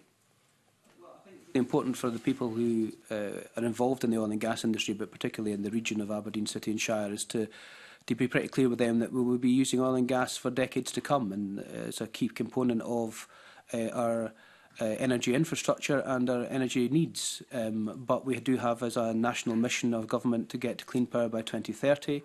It's backed by GB Energy, which is £7.9 billion. It's backed by the National Wealth Fund, which is £8.3 billion and been capitalised to do that. The GB Energy Bill will be through Parliament fairly shortly. That's been given £125 million in the budget as set-up costs and to get the first projects up and running. So actually, the Just Transition Fund from the Scottish Government is very welcome, but the UK Government's also doing our bit in terms of making sure we can get to clean power for a whole number of reasons, about energy security, about bringing down bills, but mainly in terms of the context of your question, future careers and jobs in that region all over the UK. I take it that that's a no then. You wouldn't match the Scottish Government's Well, Just Transition Fund? I don't have a calculator in front of me, but I think I perhaps mentioned £17.5 billion worth of investment that is currently available for projects to get us to clean power by 2030, which is an immense amount of taxpayers' money to meet that mission. And I would send a message out to the workforce. That's not specific to the north east of Scotland and Moray. Well, GB Energy is based in Aberdeen, and most of the contribution to that clean power mission will come from Scotland. So actually, we should be disproportionate spend will be in Scotland, as has a lot of the UK Government's current legislative programme has a disproportionate effect in Scotland. Final question, and that's around about succession planning, which we've kind of touched upon already. And you've talked about learning lessons from what has happened in the past. Can I ask you, Secretary of State, what discussions are you having with Scottish Government colleagues, with local authority colleagues, with the enterprise agencies, and probably most importantly, with business, with the private sector, who have invested in city-region deals? What discussions have you had with them around about what has been achieved, what could be achieved, how we export best practice, and how we make sure that we are creating jobs for the future across Scotland? Yeah, I mean, there's a number of aspects to that. I mean, I have probably spent more time with the Deputy First Minister in terms of us working together since July the 5th than any other minister of any government, either our own or the Scottish Government. So we're constantly talking about how we deliver this kind of stuff together, because obviously there's devolved and reserved issues, but also the partnership working that you see in the city deals is really important, and that resetting the relationship is not just a political task, it's a task that we both have to do to be able to move forward as partners to deliver for what we seek to deliver when we're in these buildings, and that's what we're mandated to do. So these discussions are going on all the time. We're meeting with COSLA in terms of their input from the local authorities. We're meeting with individual deals, as I've already highlighted. We met with the Edinburgh City Region deal last week with the Deputy First Minister to hear about what their aspirations were for the future. We've met with with Susan Aitken in Glasgow as the lead for the Glasgow region deal in terms of what they want to see for the future. So these discussions are going on all the time, but actually sending out the message from both governments that that economic growth is important. And we want to see that, and that's going to be the driver behind whatever we do, because it's the only way out of this economic problem that we have. Then that's what drives our discussions. But there's forums happening all the time in terms of those discussions, and I hope that the committee's report will play a significant role in drawing some of those issues out and giving some recommendations to both governments that we can look upon as pulling out some of that best practice to see where we go in the future. But I'm very keen that perhaps the term double devolution might be something that people are talking about a lot, because the regions are desperate to get on with doing some of the stuff that's right at the top of all of our agendas in terms of skills and those kinds of issues. And as Ms Slater said, some of the discussions around transport infrastructure is really important, and we need to make sure that we're giving the tools and the money and resources to the region deals to make sure that regional growth is right across the country. Thank you. Thank you, Convener. Thank you very much. Kevin, can I follow up on that point, Secretary of State? You hinted that there is clearly a desire from partners to see potentially Growth Deal 2 because people want to see investment. But you also seem to be suggesting that there may become some sort of permanency within the structures that have been established around the growth deals. Is that the case? I mean, it has been highlighted to the committee that it's quite a cluttered landscape, particularly in Scotland. We've got enterprise agencies, we've got regional economic forums, but you seem to suggest that maybe there is a desire to see those structures within the growth deals continue beyond those particular deals. Is that the case? Is that the feeling you're getting from partners? And I don't want to intervene in the narrative about Edinburgh South being the best place to live, because of course we know that the best place to live is the south of Scotland. That's quite unique when it comes to the growth deals, because it covers more than Scotland. It covers, of course, the north of England as well. So I'm interested to know how that desire to see a more permanency within structures would work potentially across the border. Yeah, and I think it's really important, because those discussions aren't being instigated by us. They're not our agendas. The particular discussion last week with the Edinburgh City Region partners was instigated by Edinburgh, and the most enthusiastic partners in the room were the smaller councils around the city, because they want to see now that progressing into the relationships that they've built and the working together of how they can now take that economic unit and get more bang for their buck in terms of seeing the region rather than just individual local authorities or the city itself. And I think those are the kinds of discussions that most deals who are now coming to that mature part of their process are looking towards. So the discussions are coming from the deals themselves. In Edinburgh, and City Region deal partners laid out a very strong case for what they want to see in the future, and they're going to work on this stuff regardless. So is that the supporting mechanisms? It is quite a cluttered landscape. I don't think there's a lack of resources around. I mean, there'll be arguments about, resources here and there, but in terms of that landscape of what could be available, GB Energy, National Wealth Fund, Scottish National Investment Bank, deal and partner funding, private investment, inward investment, all of that stuff is on the table. So I think it's a quite exciting future for getting people to work together. And in actual fact, the smaller local authorities in those partnerships are very much bought into that as well, because they are providing the infrastructure for the cities. So the initial concerns that the cities would suck all of this up have actually happened in the opposite way, in the sense that the smaller local authorities have benefited much by having the cities as the linchpins for bringing these deals forward. So I think it's a really, really important question, and it's probably a question for this committee to answer in its report in terms of best practice and what the future should look like. And I had a fiver that by 10:15 you'd have mentioned the A75. That's my next question, Cabinet Secretary, but I will refrain from that, but we'll definitely pick you up on that issue off the meeting. I think there's a further question from the Deputy Convener. Just a quick couple of questions, if you don't mind. You mentioned industrial strategy earlier, and the UK Government's Industrial Strategy Advisory Council was formed in late 2024. But I was concerned that despite the recognition that Scotland is at the heart of a net zero future and is, of course, a critical growth sector, there's no Scottish representation on that. Why is that? There are Scots on the Strategy Council, and we've had long discussions with the Business Secretary, the Business and Trade Secretary, in terms of its remit. But actually, the industrial strategy itself will have Scotland as a major thread through it. So we shouldn't see these bodies as being irrelevant because they don't have direct representation. Because actually, the stuff that they're dealing with in terms of the industrial strategy has a huge Scottish context to it, and it's our given voice. We've had what was formerly known as the Scottish Council of Development Industry, formed in 1931 with a specific focus on industrial strategies, obviously now known as Prosper, and that, for example, isn't on. It seems utterly bizarre.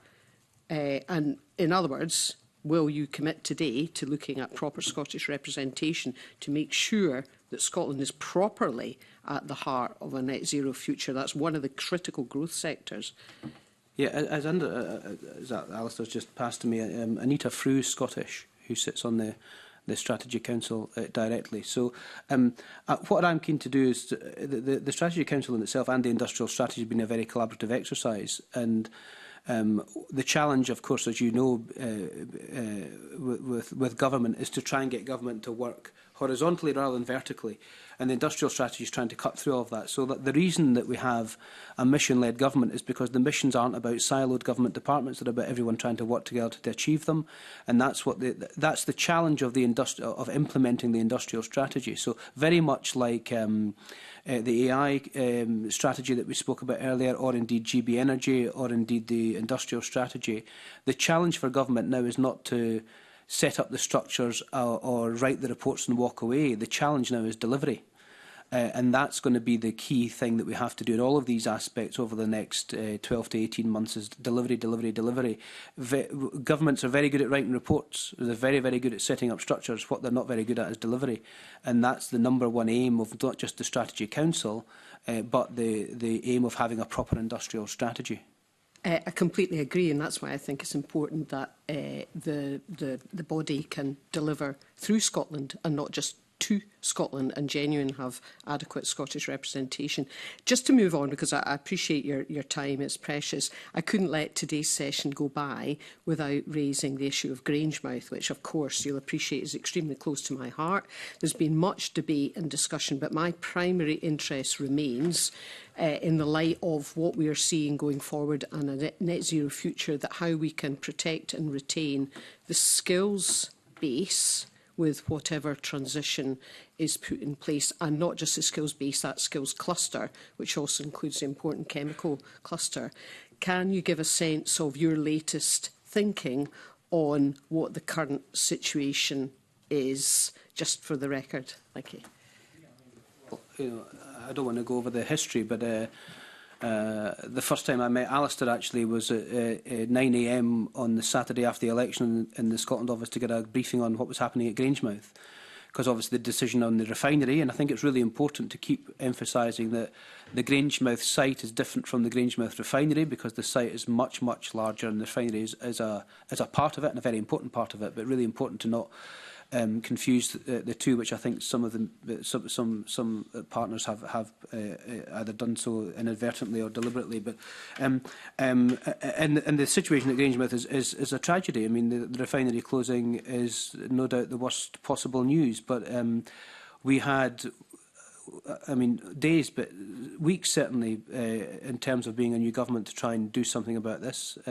We managed to get the Falkland Grangemouth growth deal over the line. That's sort of the medium term. We managed to get the money in place jointly again with the Scottish Government for Project Willow, which is the long-term view. That should be published shortly, and I'm looking forward to seeing that. I'm sure we all are. And there's a commitment from both governments to see Project Willow as the way forward. And now, it won't be a silver bullet. It's not a panacea. We shouldn't be building up the hopes, particularly of the workforce and the local community, to be that. But actually, it will lay out what the future could look like, and it's up to us now to try and deliver on some of that.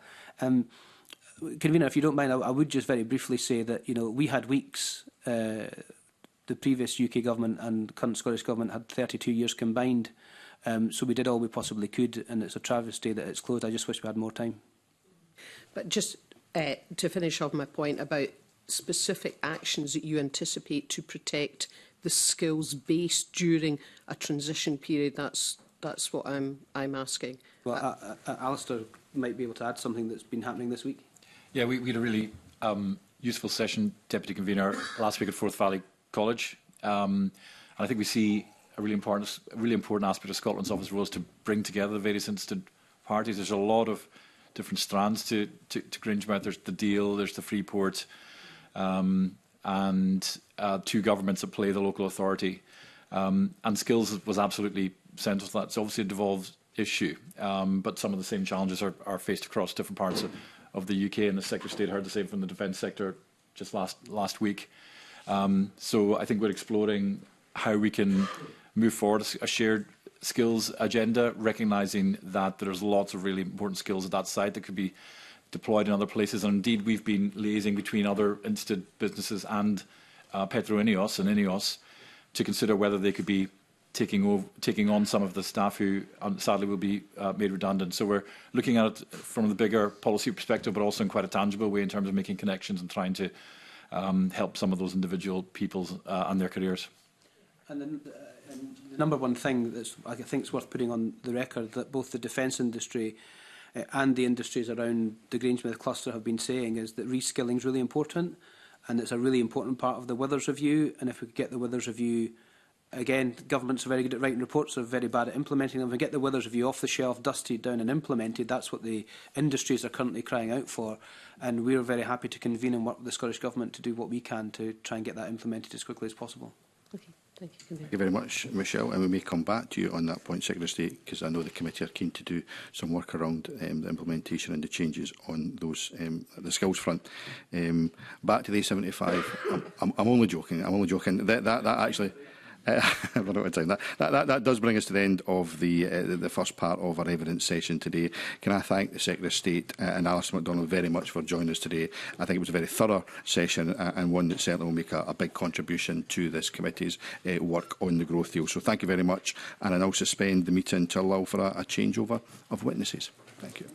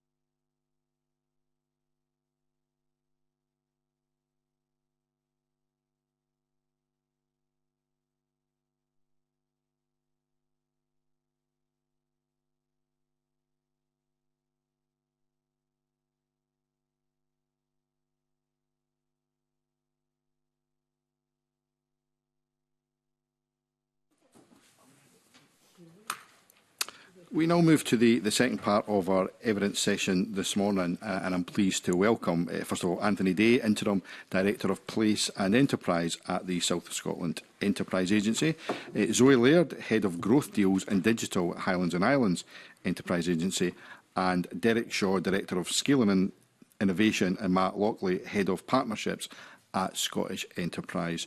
Welcome to our panel. As always, I'll appeal to members and witnesses to keep questions and answers as concise as possible. And I'll probably break that rule by starting the first question, which probably won't be too concise, but I'm keen to get a take, first of all, in each of your involvements with growth deals, because it does vary by growth deal, and it clearly varies by different parts of Scotland. So we'll start with, I suppose, Highlands and Islands Enterprise, because you have a full house. You're involved, I think I'm right in saying, Zoe, in all 4 deals in your area. Is that as a voting member of the board? Can you explain just what the differences are then? Yeah, for sure. Madam Ba, good morning. The differences are that I am on the Islands Board, Partnership Board, as a representative of High, but in other areas, my area manager colleagues are on the board. So in Murray, that's the case, and in Argyll, that's the case. And in Highland, it's a slightly different arrangement because it's so much more about the implementation that it's a group of officers involved in the individual projects that sit on that project board. But within High, I kind of coordinate the activities and look for lessons, common lessons, themes. I suppose voting member may be the wrong phrase. I don't know how many times things go to a vote, but you're a voting member as an organisation in all 4 of the yes, of the boards. So. Is that the case? And you lead, I think, in 3 of the 20 projects that are across those agencies.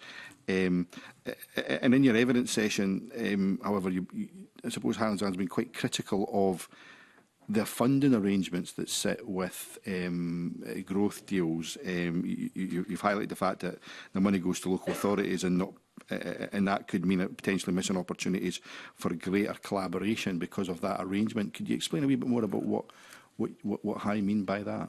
Yeah, apologies, I didn't mean to be critical, but in a more pragmatic way, I was thinking there are some aspects of the growth deal projects where a regional approach would be, I think, perhaps more impactful, and those are around entrepreneurship and leadership skills, for example, innovation projects where a regional approach, I think, could reach a bit further than the individual authority approaches.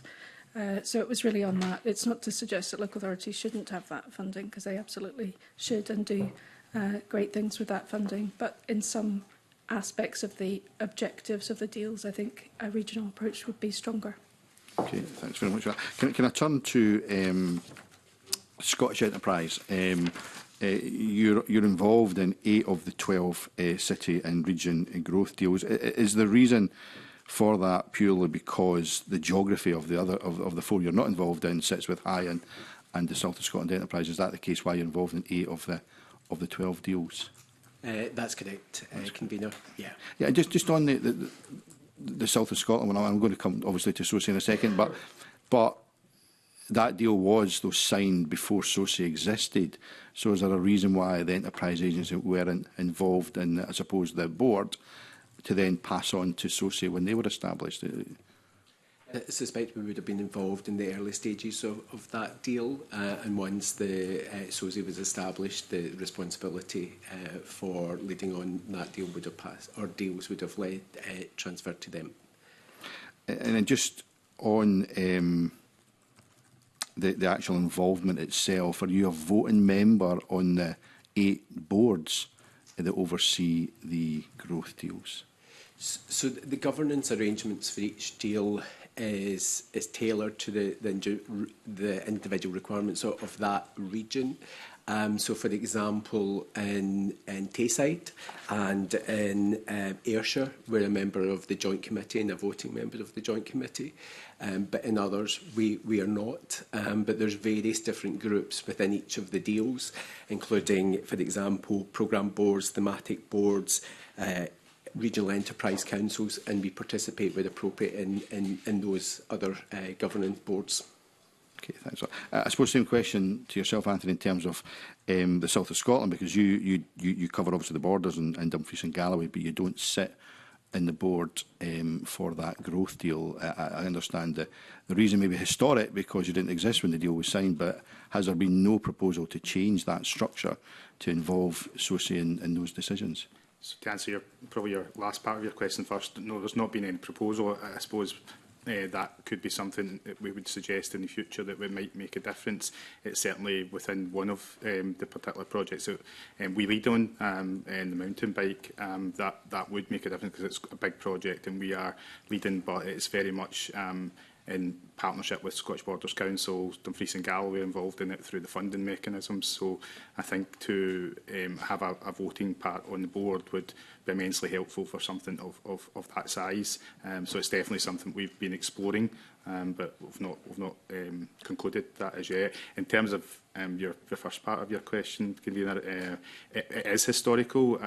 We don't have a voting part on that. It's not caused any major problems so far, but it could be smoother running if that was the case, if SOSI was sitting on that. But again, the approach we've used is to work with council partners, particularly in the mountain bike, with Scottish Borders Council, and in Dairy Nexus, in the innovation and skills side of Dumfries and Galloway, with the council there as well. So we've tried to do that, and obviously as time has gone on, we've got the rep in the south of Scotland, so that would be something that could take part in terms of these deals going forward, in terms of informing them, in terms of place and other key success outcomes that we'd want to achieve.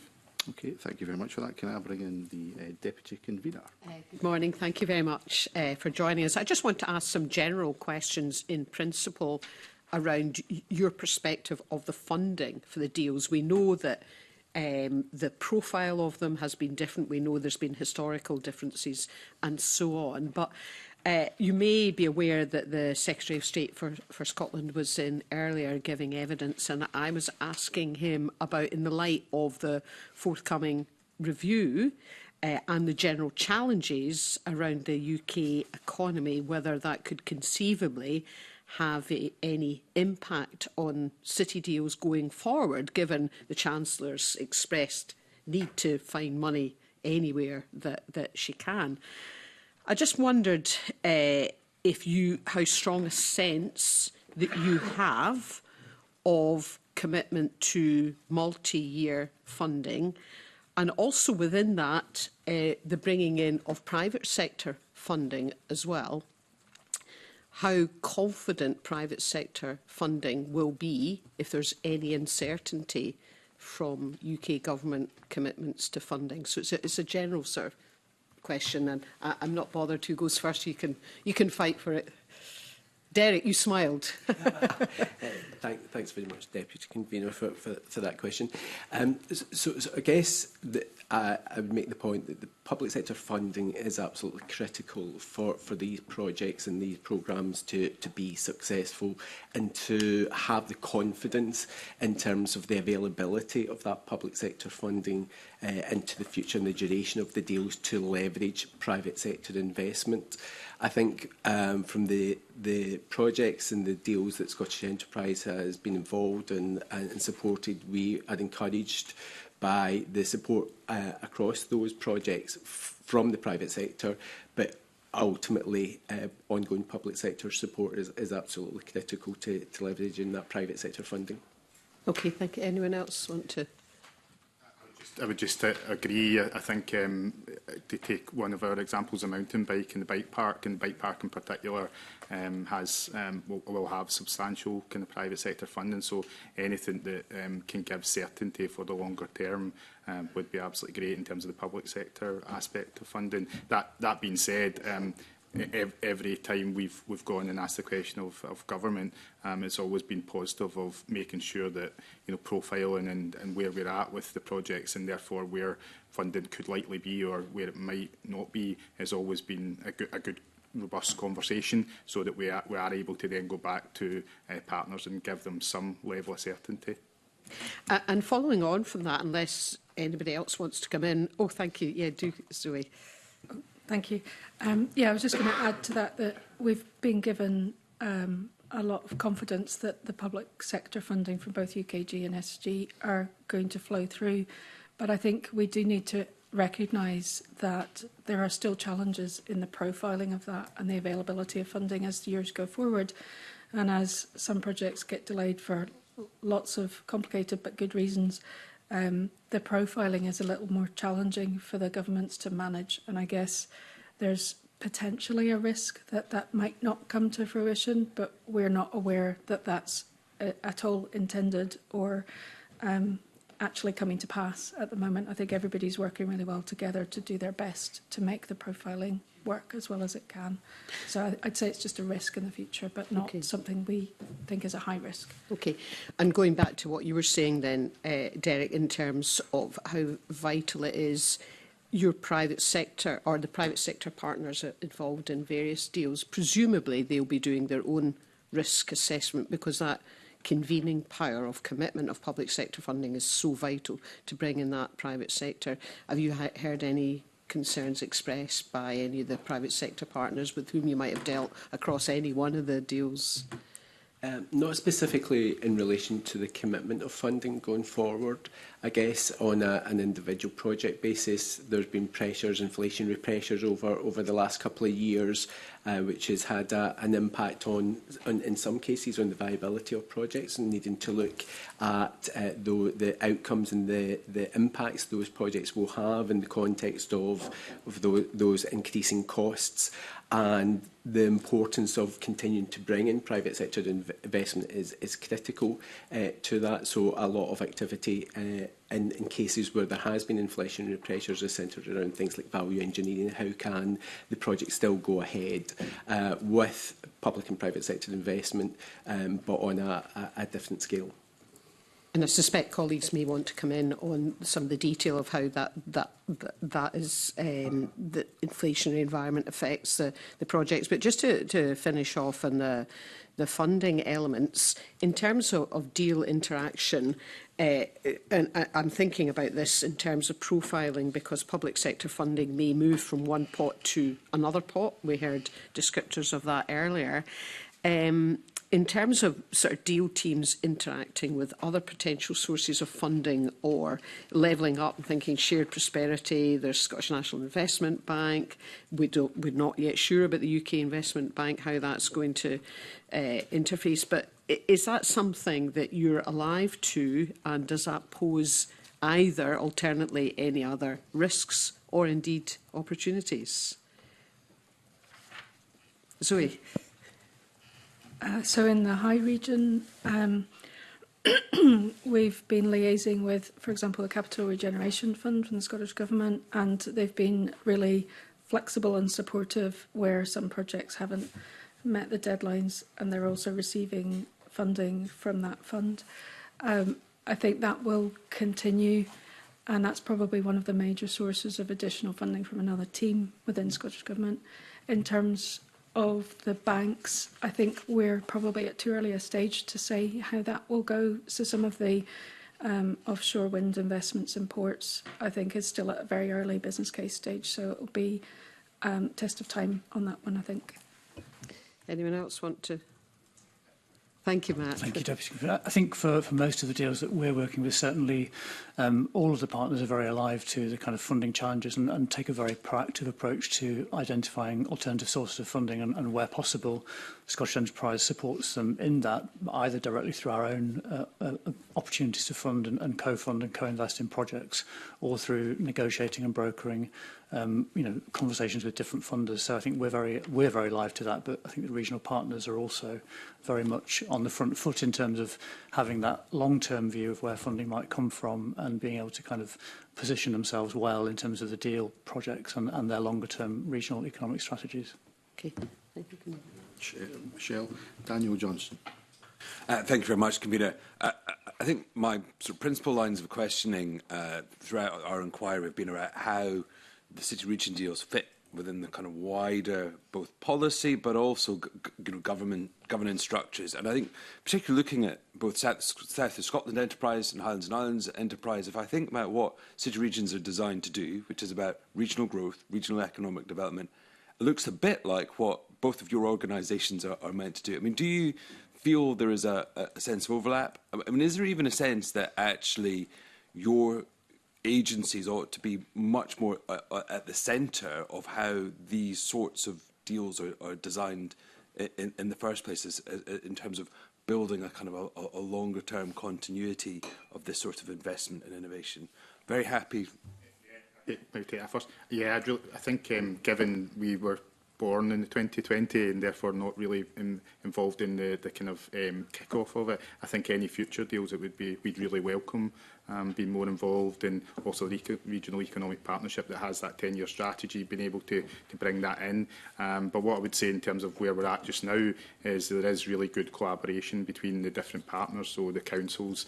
So in terms of the South East deal, where Scottish Borders Council would be involved in, we have had interactions with that in terms of different projects, and where we work really well is where, you know, talking about phasing before, where we need to maybe alter phasing or things change, then maybe we can come in and help, and I think that's been really useful.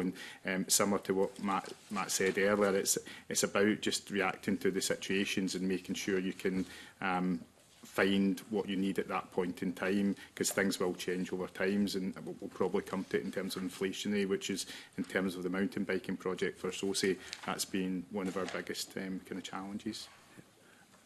I mean, for Highlands Islands in particular, I mean, Highlands Islands Enterprise in its previous guises as HIDB has been in this line of business for a very long time, and indeed you have a legacy in investing in these sorts of projects reaching back over 70 years or more. I mean, do you have a sort of a kind of corporate view, and especially sort of looking backwards as well as forwards, about what's the right sort of structure to sit across this sort of funding, and how does it play nicely with what your other aims and objectives are? Yes, it plays pretty nicely. I think in the last few years we've formed the Regional Economic Partnership, which actually has the same partners as we're working with in the growth deals. And I think what we've done before that is worked really clearly with each of the growth deal partners to support the right kind of projects and to influence the right kind of projects. So I think we're satisfied that the right things are happening mainly in the right places, but as the economic context changes, that can change, and that's a little harder to work through in the current structure. I think you've asked previously about benefits realisation and evidence of that, and I think we could take a really good regional overview of that, which isn't something we've been asked to do. And some of the evidence behind the business cases we've built up through the partnerships with the local authorities. So I'd say the partnerships work, but they could potentially be stronger through working through the Regional Economic Partnership. And I'll come to Scott. I've got a slightly different set of questions, Scottish Enterprise, and I will come to you in a moment. But you raised an interesting point there, which is that, you know, we've got regional economic partnerships, we have the growth deals, we have the enterprise agencies, we have local authorities.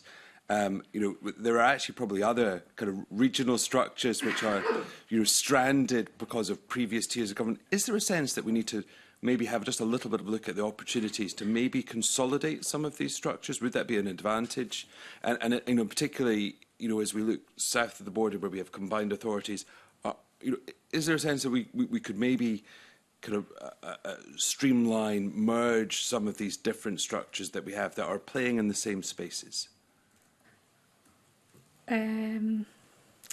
I think it depends what you see as the role of each of those organisations. So in the growth deal, I think the partnerships work well, but let's not forget that the local authorities and the enterprise agencies do have very different responsibilities across the board.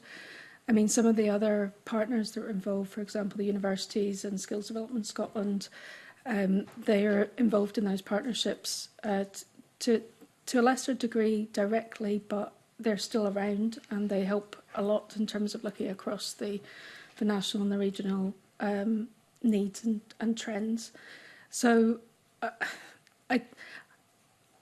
personally, I think the right organisations are there, but we would benefit from being really clear about our respective roles and how and when and how it's worthwhile working together on those things. Just for clarity, I wasn't suggesting local authorities be merged with it was more just especially the regional economic partnerships.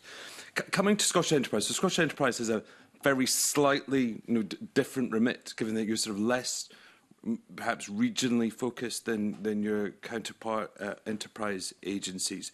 But I wonder, given that you have a key focus around attracting inward investment, seeking to boost growth, I mean, does Scottish Enterprise have a view about what has worked best across the deals that you are in terms of delivering against your wider aims? Because we see quite a broad range of different approaches. Some city region deals have focused on infrastructure projects.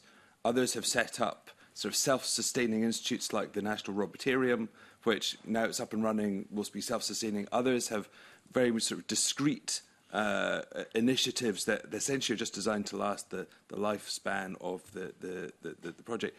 Do you have a corporate view as to kind of what has actually been the best bangs for the buck in terms of generating inward investment, generating growth within kind of the city regions? Yeah, absolutely. Thank you for the question. So in general terms, Scottish Enterprise has been involved in the 8 deals in various different ways, from business case development of the deals themselves, so working with partners around supporting the strategic case for those deals, through to projects within those deals and supporting business cases for that, right the way through to actually investing into projects where there is strong alignment with Scottish Enterprise's remit around growth, supporting businesses, attracting inward investment. And to give a kind of scale of that investment across the various different projects that we're involved in from a regional and city growth deal perspective, we've invested it in excess of 40 million.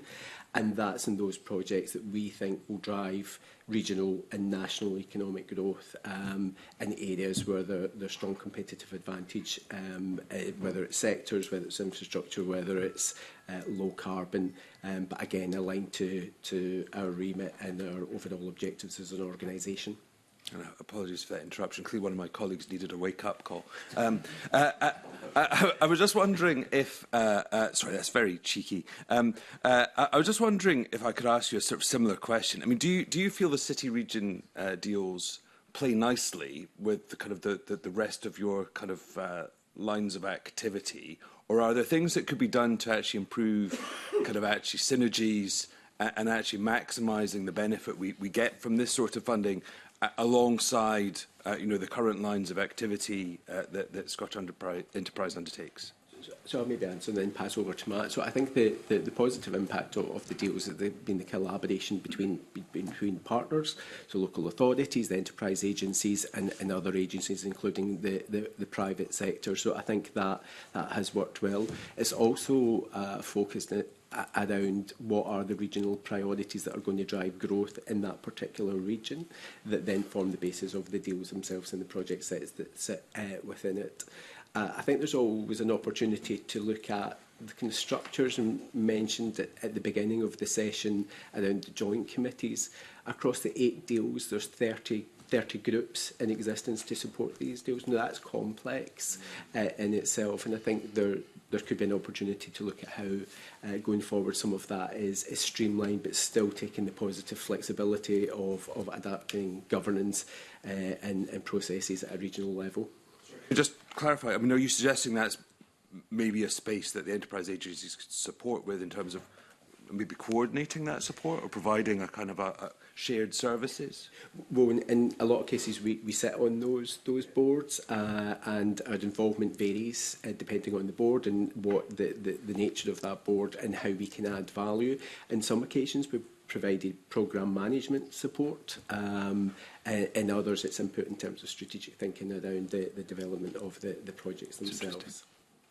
Mr Lockley, it'd be interesting in your thoughts. Thank you. It was just a point about alignment with the deals with Scottish Enterprises overall strategy. And I suppose as the deals have developed over time, some of that alignment has kind of diverged. So, we have a clearer set of missions now that we're focused on as an organisation. So some of that means that some of the deal projects that we may have been involved in the past, we no longer actively support and sit alongside that. But also the deals clearly have, most of them have a wider remit in terms of things like housing, transport infrastructure, skills, which don't really form part of Scottish Enterprises' core business, if you like. So we're less engaged in those aspects of deal delivery in terms of those kind of housing, transport, skills elements that don't form part of our core activities. Could you just maybe just add a bit of illustration to that point you just made about areas where maybe Scottish Enterprise have sort of moved away because of the adoption of the mission approach? I mean, are there some examples that you could give for that?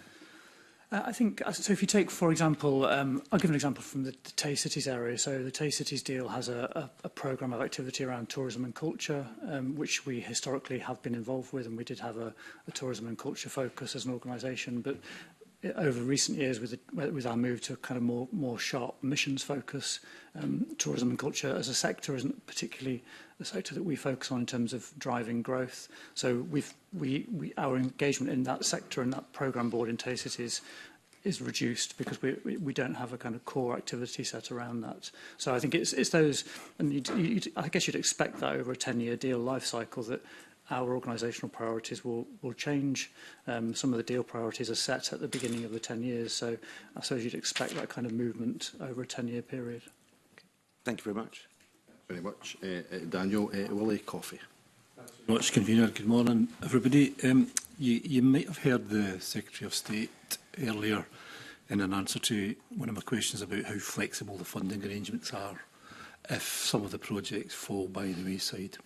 And I mentioned Ayrshire in particular. There's a couple of projects, I think maybe 2 or 3, that have fallen off the table. Now, he gave an assurance that the money's still there, and so did the Deputy First Minister last week, but that assurance won't last forever. So my question to you is, has this happened in your respective regions where projects have fallen by the wayside?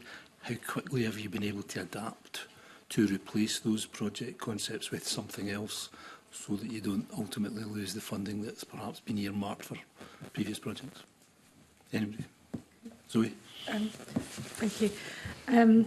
Yes, in the Highlands and Islands area, there's been a couple of significant examples. So the first one was in the Inverness Highland Region City deal, which was a digital project going to be funded to the tune of about 20 million from the deal monies. And that it took a long time to get to the point where it was agreed that the project couldn't proceed. It took a number of years to get to that stage. There's a whole load of reasons for that. But once the decision was made, it was very quick to move into a reallocation of funding, and that money was actually reallocated to a different type of connectivity, which was the Corran Ferry infrastructure around that, something that was desperately needed at the time. So there was an options review approach at that point, and a number of projects were brought forward, and that one was picked out as the one to go forward with, and it's underway. So that's fairly quick once the decision was made to go down that route. Another example is in the Murray growth deal. There's a project called MATIC, and forgive me if I can't remember the exact order of the words in the acronym, but it was Murray Aeronautical Advanced Manufacturing Innovation Centre. I think that's right. And that was a fairly weighty project in terms of funding as well. Now, about a number of months ago, possibly a year ago, UHI were leading that project and said they couldn't continue, that the business case wasn't very strong, and they were struggling to get that one to a good business case. So that project stopped, but there's been a really good process put in place to look at the options for the alternative ways to spend that money within the Murray partnership. And they've been through a number of workshops with industry and so on. So I think something will come from that. And so I have confidence that that's possible. It's just about finding a good project that fits the objectives of the deal, and there's no shortage of those, to be fair. It's just developing them up to a good business case level and making sure they're doing the right thing. So, could you say, maybe, Matt, did it say something about the Ayrshire case? Are there some projects waiting in the wings, perhaps, that perhaps didn't make approval at the first phase that could come forward? Thank you. So that there are a couple of projects that have slipped and are not being taken forward as part of that Ayrshire growth deal. And sometimes that's factors out with the control. It's subject to private sector investment into companies and the like, and the challenges associated with particularly early stage companies securing that funding. So there's two quite large projects that were within that deal that are no longer being kind of taken forward, and therefore Scottish Enterprise and South Ayrshire Council and the other councils are working now at identifying other growth opportunities that can be taken forward as part of that great deal, looking specifically around aerospace and how we can support the business base in Ayrshire in terms of expansion and new facilities that companies are looking to take on, and whether growth deal monies, Ayrshire growth deal monies, can be used for that purpose. You're confident you can get those projects worked up so that you don't run the risk of perhaps losing that funding that might have been allocated previously? I think the positive thing is that in a lot of cases, particularly around the companies that are looking at expansion, their plans are in place. So it's ensuring that the partners, including ourselves, are moving quickly and at pace to take those opportunities forward. Glad to hear that. I'm not going to ask you my second question about supercomputers that we got into earlier. Instead, I just wanted to maybe touch base with you and get your thoughts on the democratisation element of the growth deals. And one of the witnesses some time ago, convener, was talking about that, how democratic the decision-making process is for the growth deals. Now, the Scottish Government puts in maybe nearly half the entire funding, maybe just short of that, but there's no formal representation by folk like us on any of the growth deals. There certainly wasn't for me in Ayrshire. So somebody said, is that right? And I think you, Derek, in your remarks, you said you've got voting rights at one of the committees. I'm not quite sure. Maybe you could explain that. But have you anything you could say about the principle of democratisation and whether the public have been taken along with the growth deals and have felt part of it? Or is it a system that we have decided to deliver to people, give to people without their real participation? And particularly for us as elected members of this Parliament, where there's been no direct say in the design, development or agreement of the projects that are coming forward? I think, in answer to the question, I think it's a good question. I think in the majority of the joint committees, I think the argument would be that the local authority elected members deliver that democratic accountability and therefore are a very important voice around the table in terms of bringing that democratisation and the community voice into the deal aspirations and so on. In terms of the specific point about our voting rights, we are formal joint committee members on a couple of the 8 deals that we're involved with, but not on others. And I think that there's no particular rhyme or reason for that. I think it's just the way some of the deals have developed over time. Some of them are purely political. So the Glasgow deal is handled by the Glasgow City Region Cabinet, which is purely local politicians. So it's just kind of the way these have evolved over time. But I think in terms of that democratic point, I think it's the local elected members that would be seen to be that kind of bringing the democratic voice and the community voice into the discussions about city deals and their ambitions. Is that the same with them all, the other growth deals? There's no MSP representation in the decision-making process in any of those growth deals? Yeah, I think for Sources we weren't there, so I think it's as Matt describes. And but as I said in one of my earlier answers, I would always welcome the ability to input in a different way and bring the voice of different partners. So that may be something that would be worthwhile as a discussion for the future. Okay. Same in Highlands, eh? Same in Highlands, so I'd say the local authorities, through their democratic accountability, are on the boards. The only other thing I would suggest is in terms of how consultative the process were to choose projects. I'm not sure because I wasn't around at that point, but it will have come through that democratic thinking. Just looking ahead, the Regional Economic Partnership, certainly in the High Region, we were hoping to publish a strategy for the Regional Economic Partnership in the spring. which has the endorsement of all the local authorities. Highland Council have yet to sign off at committee. But just to reflect that we did a bit of consultation on that, and the types of priorities that are coming through in that strategy are very aligned with what the growth deals are doing at the moment. So maybe not a direct democratic route, but a reflection that we're doing the right things. Okay. Thanks very much for that. Thank you. Thank you very much. Well, I think Jamie has a supplementary on this point. Yeah. I do. Thanks very much, Convener. And morning to you all. And it's really for Zoe. You talked there briefly about the repurposing of money onto the Corran ferry, and I've been a very strong advocate of getting that situation sorted out. But that's the kind of investment that in the past would have been dealt with by council and by the Scottish government.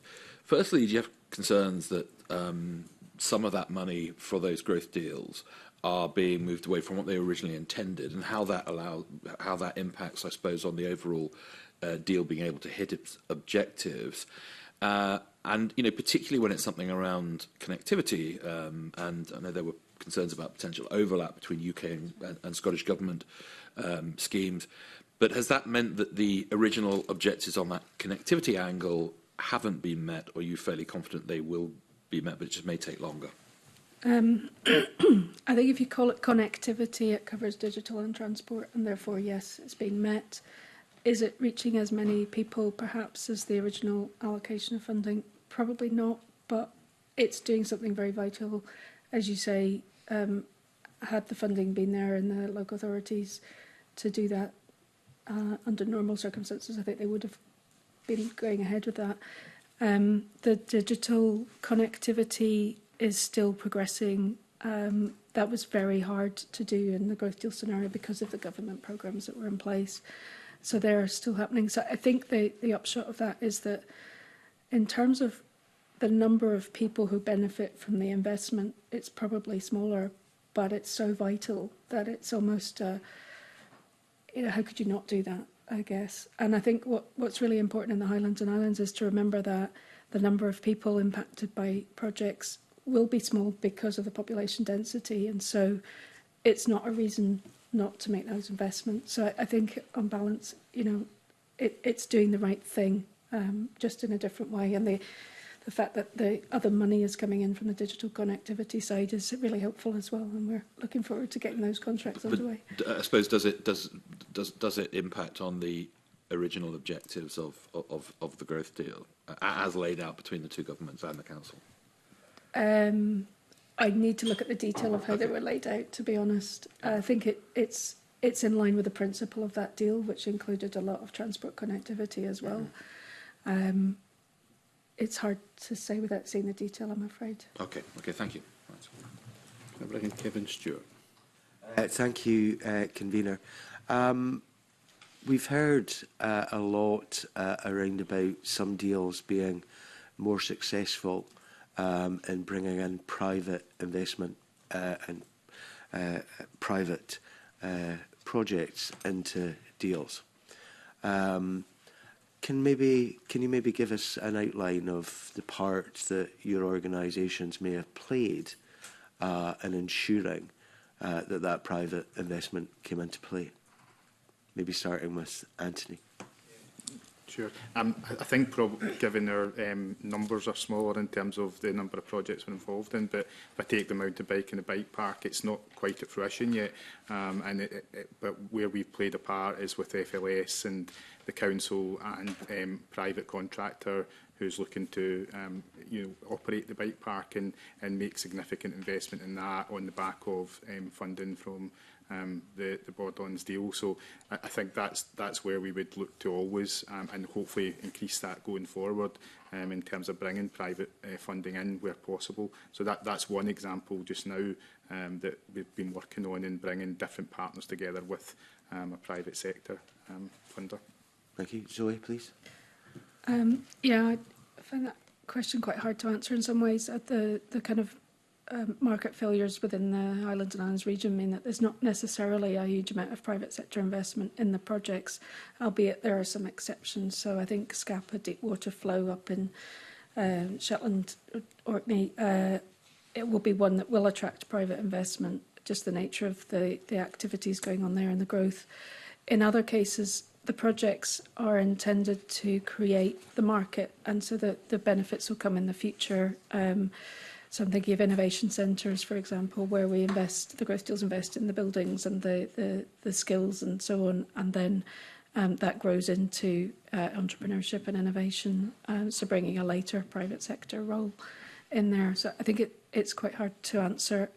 Whether we've been involved, yes, we're involved in all of those types of projects, and through our sector teams we'll make the connections with the private sector and bring those to the fore where there's opportunities. So let's look at those innovation centres, because you say there's no private investment in that, but you hope that that will bring private investment in the future.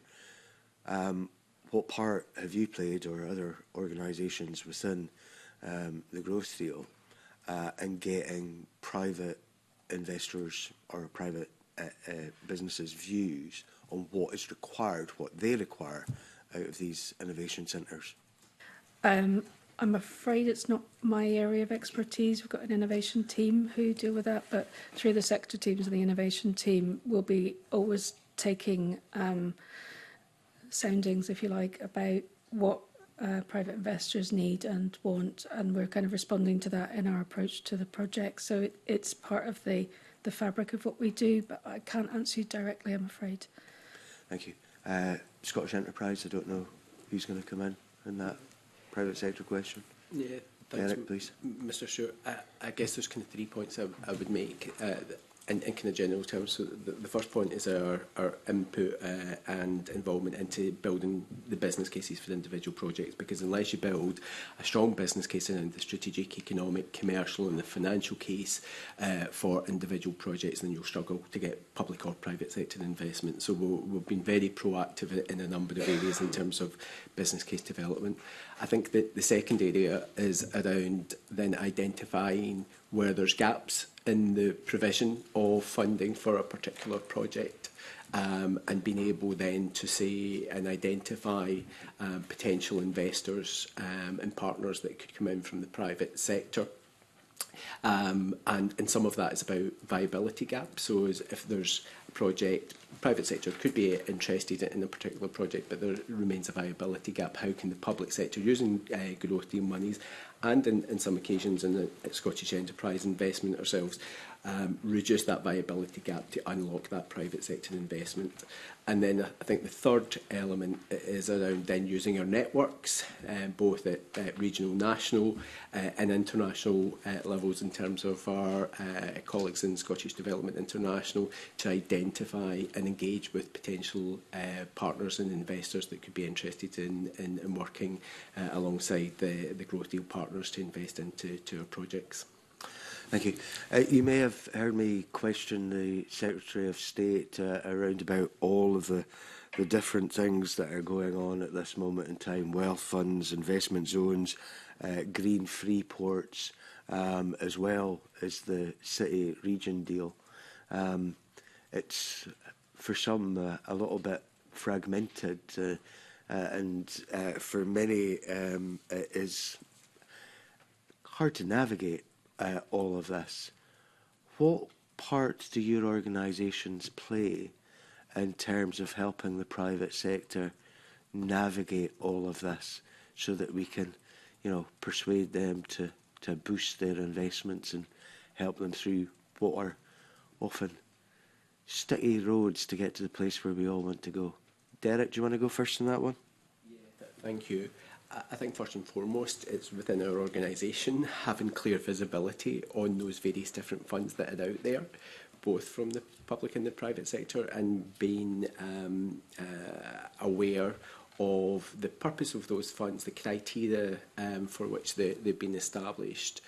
And then I think our role as an organisation with the private sector and private sector partners or investors is simplifying that process so that it doesn't appear complicated, it doesn't appear fragmented. So we are almost the kind of front door, if you like, in terms of the funds, the various different funds that are available, and our engagement with the private sector to make that as streamlined as possible. But I do take the point that there's a lot of funds out there, and it can be complex to navigate for all parties involved. Zoe, please. Yeah, I would say the same. We see ourselves as the front door and recognise the various interests in the region and try to tie up the relationships between those different opportunities as best we can, and with respect to the different types of funding objectives and the different types of investments we think would benefit the region. So, I mean, that's probably where we spend the bulk of our time is facilitating that ease of matching investors and funds and making things come to pass, filling that viability gap, as Derek suggested. Anthony, please. Yeah, and similar to both colleagues and the other enterprise agencies, I suppose the additional thing I think Zoe was starting to allude to it there is not only just streamlining and simplifying to give that clear signposting about where the funding is and what the criteria is, but also proactively going out. So in South Scotland Enterprise, that's something we're actively looking at, and I think a colleague used, I think Zoe earlier, that kind of market making phrase. So how do we almost force the market to come? And there is lots of funding there, but it's making sure that they're aware, as we say, the criteria, you know, what fund it is, how it would match to them and their business, and how it matches potentially into deal money as well. So I think we're very cognisant of that. And a couple of examples, I suppose, would be in the Dairy Nexus one, in terms of the Borderlands deal, just looking at, you know, working with private businesses and bringing them in. You know, that's finished that particular project, and similar with, I mentioned the bike park and mountain biking. You know, what businesses can we bring in? Can we build on public sector funding and events like UCI and take that forward and really, you know, promote that? So that's the kind of approach that we've taken. So my final question is around about succession planning and the learning from where we're at.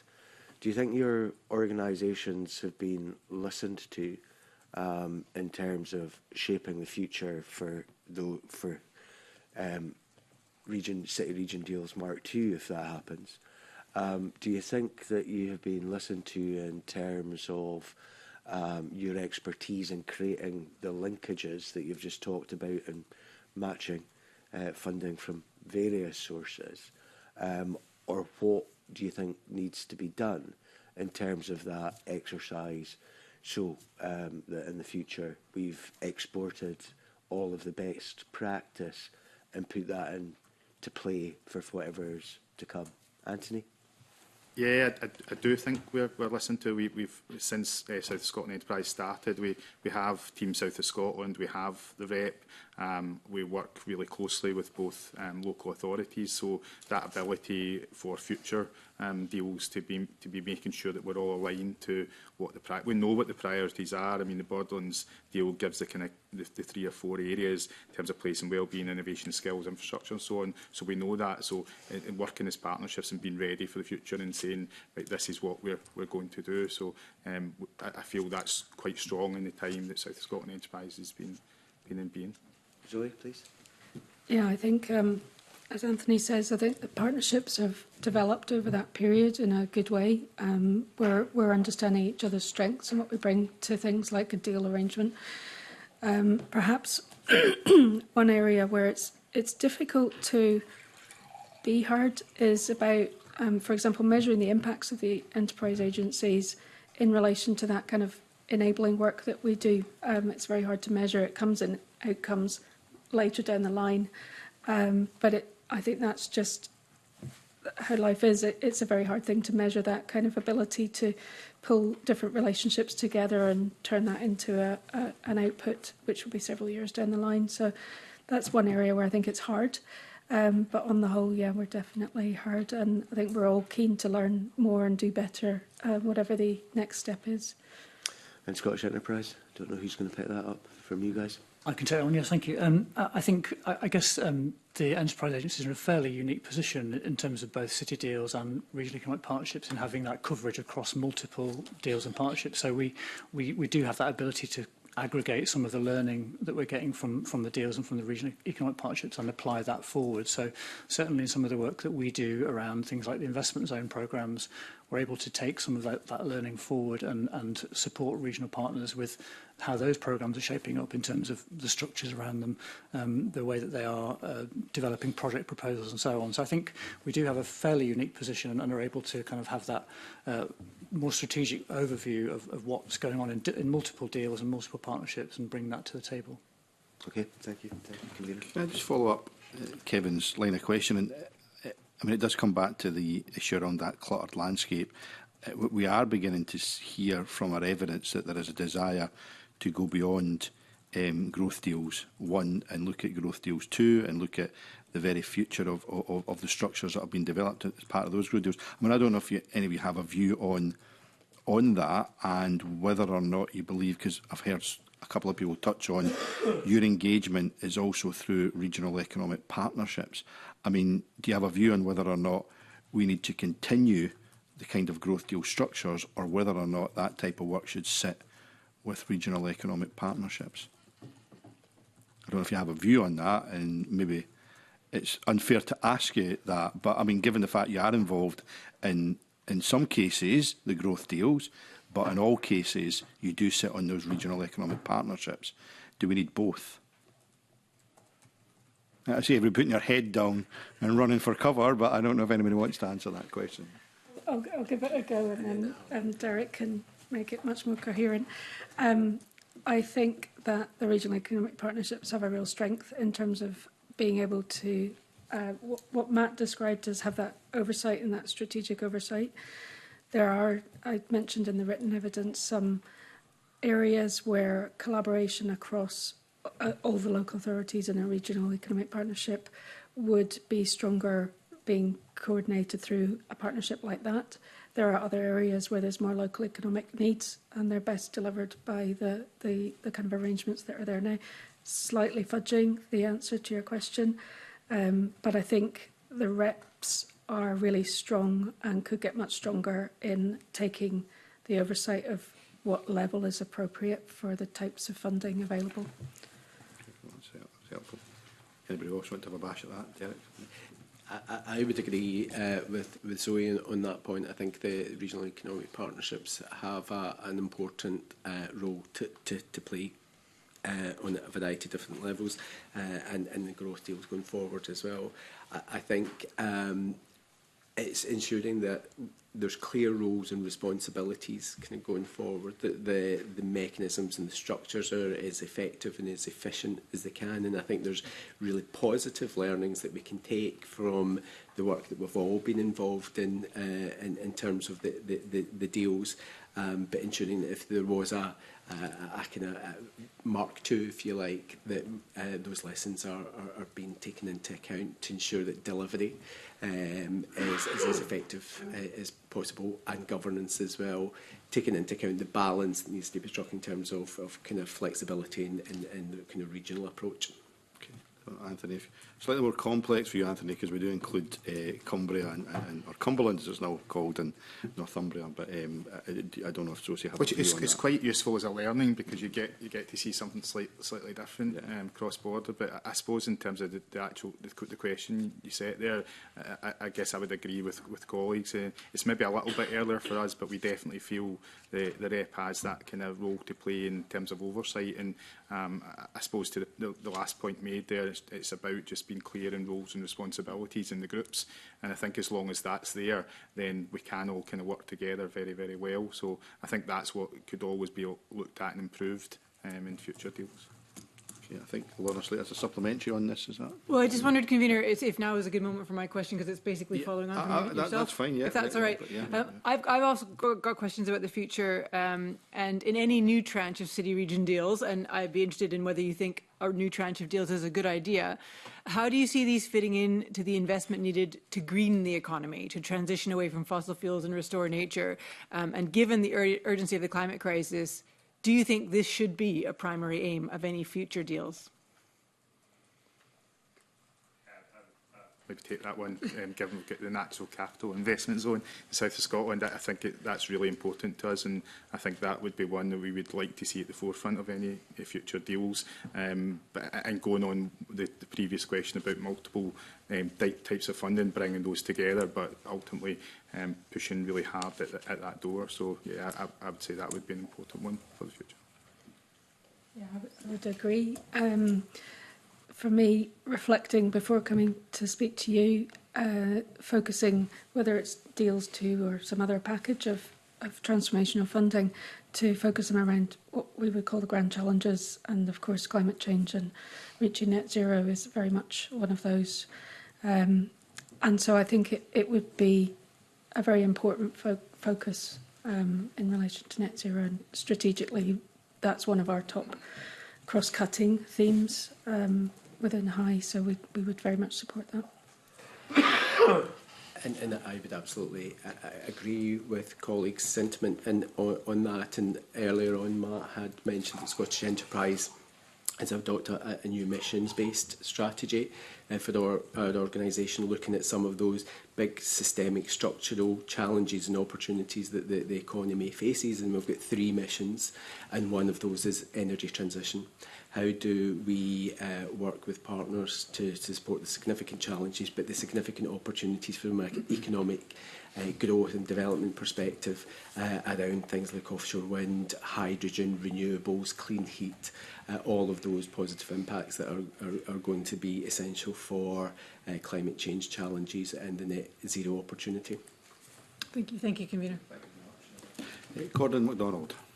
Thanks very much, Convener. Good morning, panel. We've touched upon inflation already and some of the pressures it's on, but the government's funding is fixed and it's over a 10-20 year period. So how should that funding pressure be handled by the various deals? I mean, we have 12 deals on the table, of which 2 have only been fairly recently. So there is 10 that has got a bit of history there. So how are they dealing with the inflationary pressure at the moment?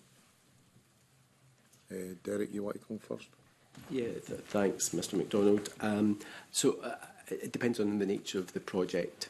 Some of the projects are infrastructure projects, capital projects, and those inflationary pressures are as a consequence, for example, of construction cost inflation. So in those examples, it is looking at how value engineering, how you can reduce down the construction costs to try and achieve the same outputs and the same outcomes. It's also looking at how collectively we can support those costs. And there's been examples where Scottish Enterprise has invested into projects at a higher level than we had anticipated because of those inflationary costs. And a good example is our T-Cities Innovation Fund, as part of the T-Cities growth deal, where the initial ask with Scottish Enterprise was, I think, £1 million of investment, and then costs increased in that project. And we worked with the University of Dundee in particular, and actually last year we agreed that we would invest £8 million to get that deal and that construction of that and the fit out of that new facility for spin-out companies from the university constructed. And that was quite an innovative approach, because what we were basically saying with the university, that's a really important project in terms of that hub.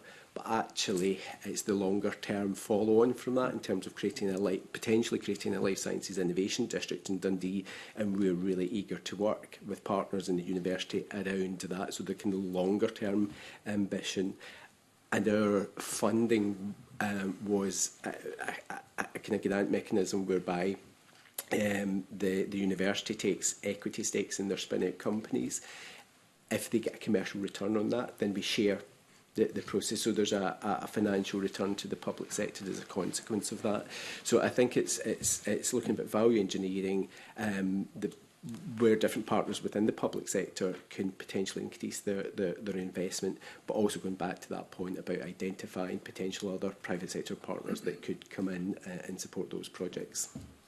And just before I ask others to contribute, just on the value engineering part, I mean, that's about looking at alternative builds or building methods and different materials, etc. Does that have any impact on the potential outcomes that are expected from that project?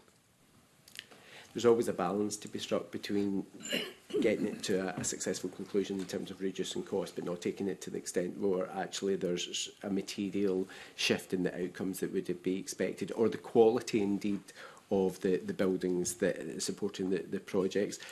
And there could well be, in some cases, actually, that's a bridge too far, and then we need to look at those projects afresh. Zoe, I was wanting to ask you the same question about inflationary pressures, but I've got a UK government document from last summer that highlights that of the 10 city deals, there was 286 projects and only 115 of them were currently in delivery or implementation stage, obviously ignoring Argyll and Falkirk. Is there a danger of many projects being pushed back because of the inflationary pressures? To be honest, yes. We're in a process at the moment with some of the deals where we're, as you get to a full business case, the inflationary impact comes into play, and it has been extraordinary over the last year or so, 2 years.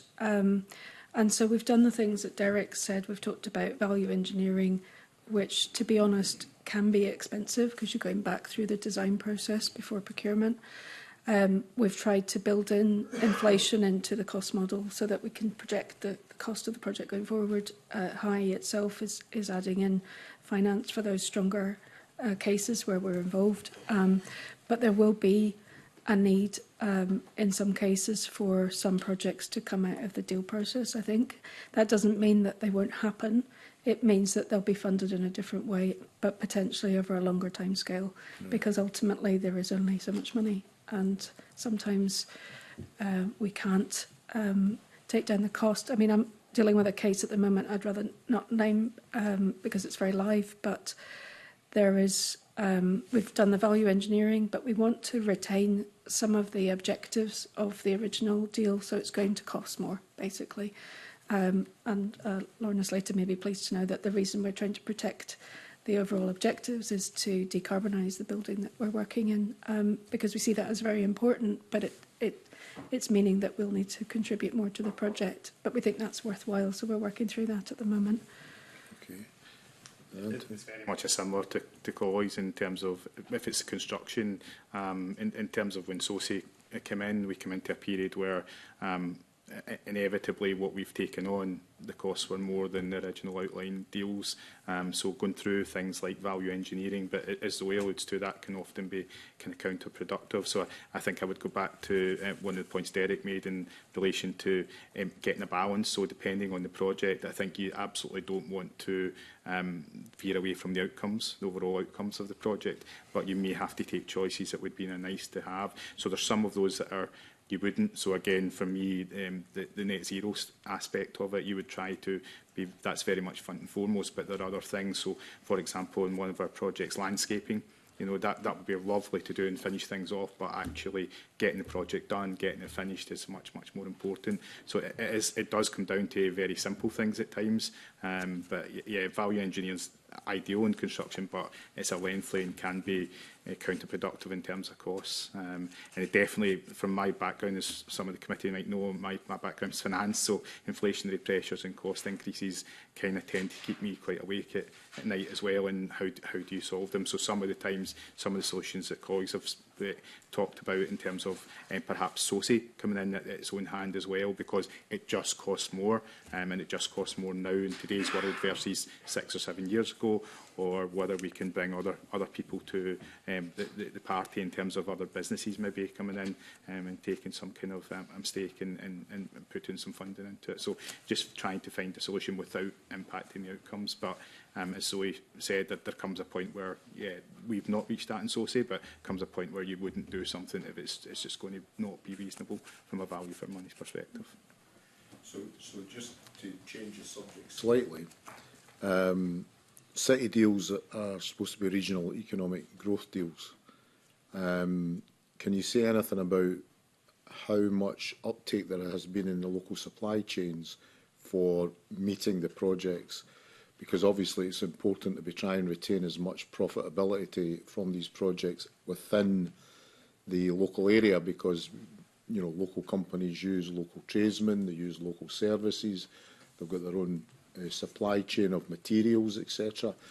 How much of the project in the SOCI area has been retained within the local supply chains? It depends on the size and the scale of the project, so I think the key thing in that, as you say, is when we're going through the projects to work with local suppliers and also through other mechanisms in terms of our procurement people and helping that spaces make firms ready. So some suppliers might not be quite ready, but if we can give them enough heads up, this work's going to be available, this is the type of work, this is the scale of work, then we can then maybe make them ready to take that on. And it's also being cognizant of the labour kind of trends within the areas as well, and make sure they've got that ready for that point in time. So I think from a SOCI perspective, the way we've kind of managed that is working with the kind of local suppliers, not in a deal perspective, but in a similar way. The recent announcement of Centre Parks, for example, that is something we'll need to do. So it's something we've been doing since the start. It's about what industries and businesses, because we deal primarily with small to medium enterprises, what industries and businesses can we help be ready to really take advantage of some of the bigger things coming in. So the Borderlands deals, when we work with the Mountain Bike Innovation Centre, the Bike Park and Destination Tweed and the Dairy Nexus, preparing those supply chains is part of what we do. Zoe? So there's a really good example on our web pages of a case like that, I think, which is the Life Science Innovation Centre on the Inverness campus. The contractor was Robertsons, and with the procurement, I think High was leading on the procurement in that case. So with our procurement policies and practices the way they are, we were able to encourage that local supply chain development and community benefits, and that company took on apprentices as part of that and have grown locally. So that's a real success story, but the heart of it really does lie in who's leading the procurement and their approach to that. So it's not possible for us to do all of them. So as I say, it is possible. The other caveats in there are around sending clear market signals about the timing and the ability for companies to get involved, and to encourage them to use the existing frameworks that support small and medium-sized enterprises to buy into these things. So I think if things, for example, the construction sector is one where we know there's some limitations, usually to do with the number of staff available and skilled staff available. So again, in some areas where High has the resource to support things like apprentices or graduates, we would put that wraparound around a project that we were involved with to make sure that that was achievable. But all of that depends on having the revenue to be able to support those type of programmes. Derek, do we know the level of spend within the Scottish enterprise area and local supply chains?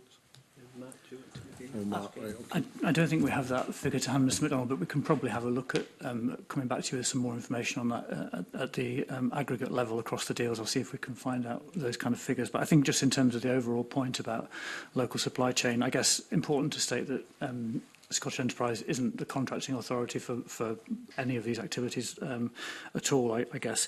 But I think what is important also is that most of the projects will be they're at a scale, they will be contracted through Public Contract Scotland, and so all of that kind of transparency that goes with that, and that where they're public sector partners that are procuring those projects, community wealth building will be built into those tender processes. So there will be those kind of outcomes around local supply chain and keeping money in the local economy, but also there's been some real success stories around things like getting young people into apprenticeships on construction projects. So I think we could probably point to a whole variety of projects where there's been some really successful outcomes and positive outcomes for young people in terms of things like progress in the construction sector, for example. Okay, thanks very much. Thank you very much for that, Gordon. Jamie, I don't know if you had any other questions you want to come in. We'll come in because I was pondering whether to, but I'm going to ask a question really following up on what Gordon asked, and again probably to Zoe in the first instance, and it goes back to the questions I asked before about repurposing. Particularly small and medium businesses look for that security and consistency. If you repurpose money out of, say, IT infrastructure. Firstly, you may have organisations, bodies that have built up their workforce to meet that need. But also something like diverting funds to a much needed new ferry might mean that local companies, there's no or very limited involvement from a local company, for example, in building that ferry and maybe some of the other infrastructure work. How is that considered when repurposing, reprofiling is done? And has there been any kind of impact that you're aware of?